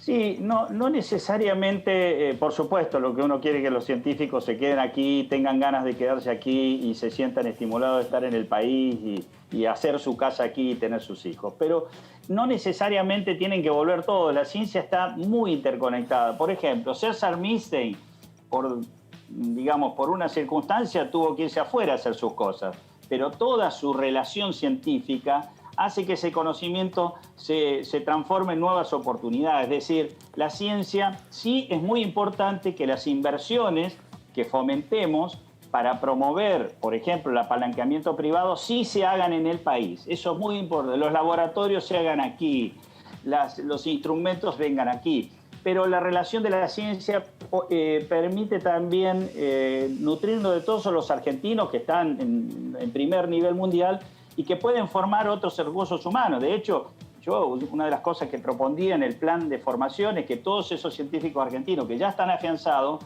los estimulemos para que formen sus grupos con científicos locales, es decir, que dirijan nuevos becarios, es decir, ese conocimiento, porque la investigación es como un arte en definitiva. Yo he hecho investigación desde hace muy chico y es como un arte. La sabiduría se va pasando de maestros a alumnos y de vez en cuando y ojalá muchas veces los alumnos son mejores que los maestros. Superan a los maestros. Y entonces surgen estos grandes saltos. Pero esa relación hay que promoverla y se puede promover no necesariamente que se tengan que vivir todos los argentinos del exterior, aunque si lo hacen, bienvenido, pero no es una condición, digamos, sine qua non, ¿no? Sí. Pero sí la carrera hay que volver a correrla porque Brasil, que nos seguía a nosotros por lejos, nos empezó a superar en todos los índices de patentes, por ejemplo, ¿no? Nosotros producimos muy buen conocimiento, pero pocas patentes. Cuando nosotros vemos las patentes de Argentina en relación a las que hacen otras universidades del mundo, nos mete miedo porque nos muestra que, y además hay que agilizar todos y ayudar desde el Estado, porque un científico no es un tramitador de patentes, ¿no? Hay que reducir toda la carga burocrática para agilizar que eso, cuando hay una buena idea, rápidamente se incorpore como una patente nacional. Se entusiasma mucho el diputado. No, pero es cierto lo que dice el diputado, que hay muchas universidades en el mundo que se financian con las patentes. Claro. El presupuesto de la universidad está financiado por una patente. Y fíjate lo que pasa hoy mismo con la Universidad de Oxford, que ellos mismos son los que desarrollan la vacuna, y eso mismo sucede en el campus de la universidad, por ejemplo. Diputado, quería consultar también. Quería consultar también. Adelante, María. ¿El Congreso va a tener voz y voto en esto? Porque bueno, el país está lleno de proyectos y de leyes sancionadas de manera muy positiva, pero después la implementación por parte de los poderes ejecutivos queda como a discrecionalidad del gobierno de turno. Y me da la impresión de que en esta oportunidad, como hubo un acuerdo político acá multipartidario, el Congreso tendría que tener más potencia luego en el control de estas actividades. Sí, no fue casualidad. Si ustedes miran un artículo de la ley, no la tengo aquí a la vista, estamos un poco más de vacaciones, así que no tengo mis papeles aquí, pero hay un artículo, uno de los últimos artículos del dictamen, donde deja claro de que el Congreso tendrá una revisión anual, ambas comisiones del Congreso. Es decir, eso fue un artículo que yo especialmente, luego de las audiencias, ¿no es cierto?, que fueron muy valiosas, tuvimos 1 mes y medio de audiencias, fuimos recogiendo iniciativas que enriquecieron los dos proyectos y el proyecto final, que es un proyecto unificado. Y uno de los puntos que puse especial atención es que se incorporara en el dictamen esa cuestión. Dos cosas. Primero, que los objetivos de esta ley, que si se leen son muy claros y muy ambiciosos, se incorporen en el Plan Nacional de Ciencia y Tecnología. Es decir, que sea una ley que no sea satélite, sino que efectivamente tenga una gravitación en el plan. Y segundo, que anualmente la inversión que se hace de este aumento anual, que es muy significativo, porque digo que vamos a multiplicar por 2,5 veces en 10 años, esto es el 250% respecto de la inversión actual, que esa inversión la ve anualmente el Congreso, ambas comisiones, previo a sancionar el nuevo presupuesto. Por lo tanto, va a haber un trabajo mancomunado del Poder Ejecutivo y Legislativo, como debe tener toda legislación a la cual no va a ser fácil, porque estamos en un país con muchas necesidades, ¿no es cierto? Y acá es destinar recursos públicos que lo necesitan las provincias, que lo necesita el sistema de salud, de manera que tiene que haber una transparencia indiscutible desde el punto de vista público de cómo se usa estos nuevos recursos del Estado, y creo que bueno, lo vamos a lograr, ¿no? Hay ese espíritu político. Sin duda. Diputado Ricardo, gracias por este contacto con nosotros, que tenga buen año, nos estamos viendo y a seguir cuidándonos. Muchísimas gracias, Melissa, Daniel y Mariano, y les deseo el mejor año para ustedes y para todos los compatriotas. Muchas gracias, que ande usted muy bien. Bueno, ahí está uno de los proyectos que es candidato a entrar sí o sí en este periodo extraordinario. Ponía mucho énfasis el diputado. Sí. Primero porque él siempre, mismo sabe. Exactamente. Primero, bueno, él tiene una larga trayectoria en el ámbito universitario, autoridad fue rector de la Universidad de San Luis. De la universidad también. Primero, el entusiasmo de ser autor de un proyecto siempre te lleva a defenderlo, a mejorarlo. Ahí lo que hablaba sobre la diputada Bernaza, que confluyeron los dos proyectos, se arreglaron cosas, hicieron lo mejor posible también. Y también el entusiasmo para que salga, para hacer el lobby político. Obvio. Hay que hacer lobby político, hay que pedir, por favor, cuando hagan la reunión de labor parlamentaria, por favor, inclúyanlo en la lista, no se olviden de esto que tenemos pendiente. Y así todos los diputados van generando interés sobre muchos temas, que a veces la agenda periodística pone siempre en la lista lo mismo, pero es el rol de los diputados también ampliar esa agenda. Bueno, totalmente. La diputada Bernaza lo cumplió muy bien, porque se ha encargado a cuanto ha podido en lo que nosotros llamamos los periodistas dejar claro su mensaje clave. Su mensaje clave es que salga esta ley. Bueno, en esa reunión de Olivos que mostramos en la foto, Melina, la diputada Bernaza le planteó al propio Alberto Fernández el tema. Le dijo, acuérdese, no le dijo acuérdese, tenemos este proyecto, está en extraordinaria. Reforzó el mensaje. Reforzó el mensaje. Lo interesante de todo esto es, me parece a mí, que se le pone un paraguas a la famosa grieta y los dos bloques políticos más importantes, el Frente de Todos y Juntos por el Cambio, acuerdan en una política de Estado. Bueno, eso es para aplaudir. Más allá de que por ahí el 1% del PBI nos parezca poquito a 2032, pero en realidad es un aumento, ya lo dijo, ¿no? Venimos en el 0,32% del PBI ahora. Sí.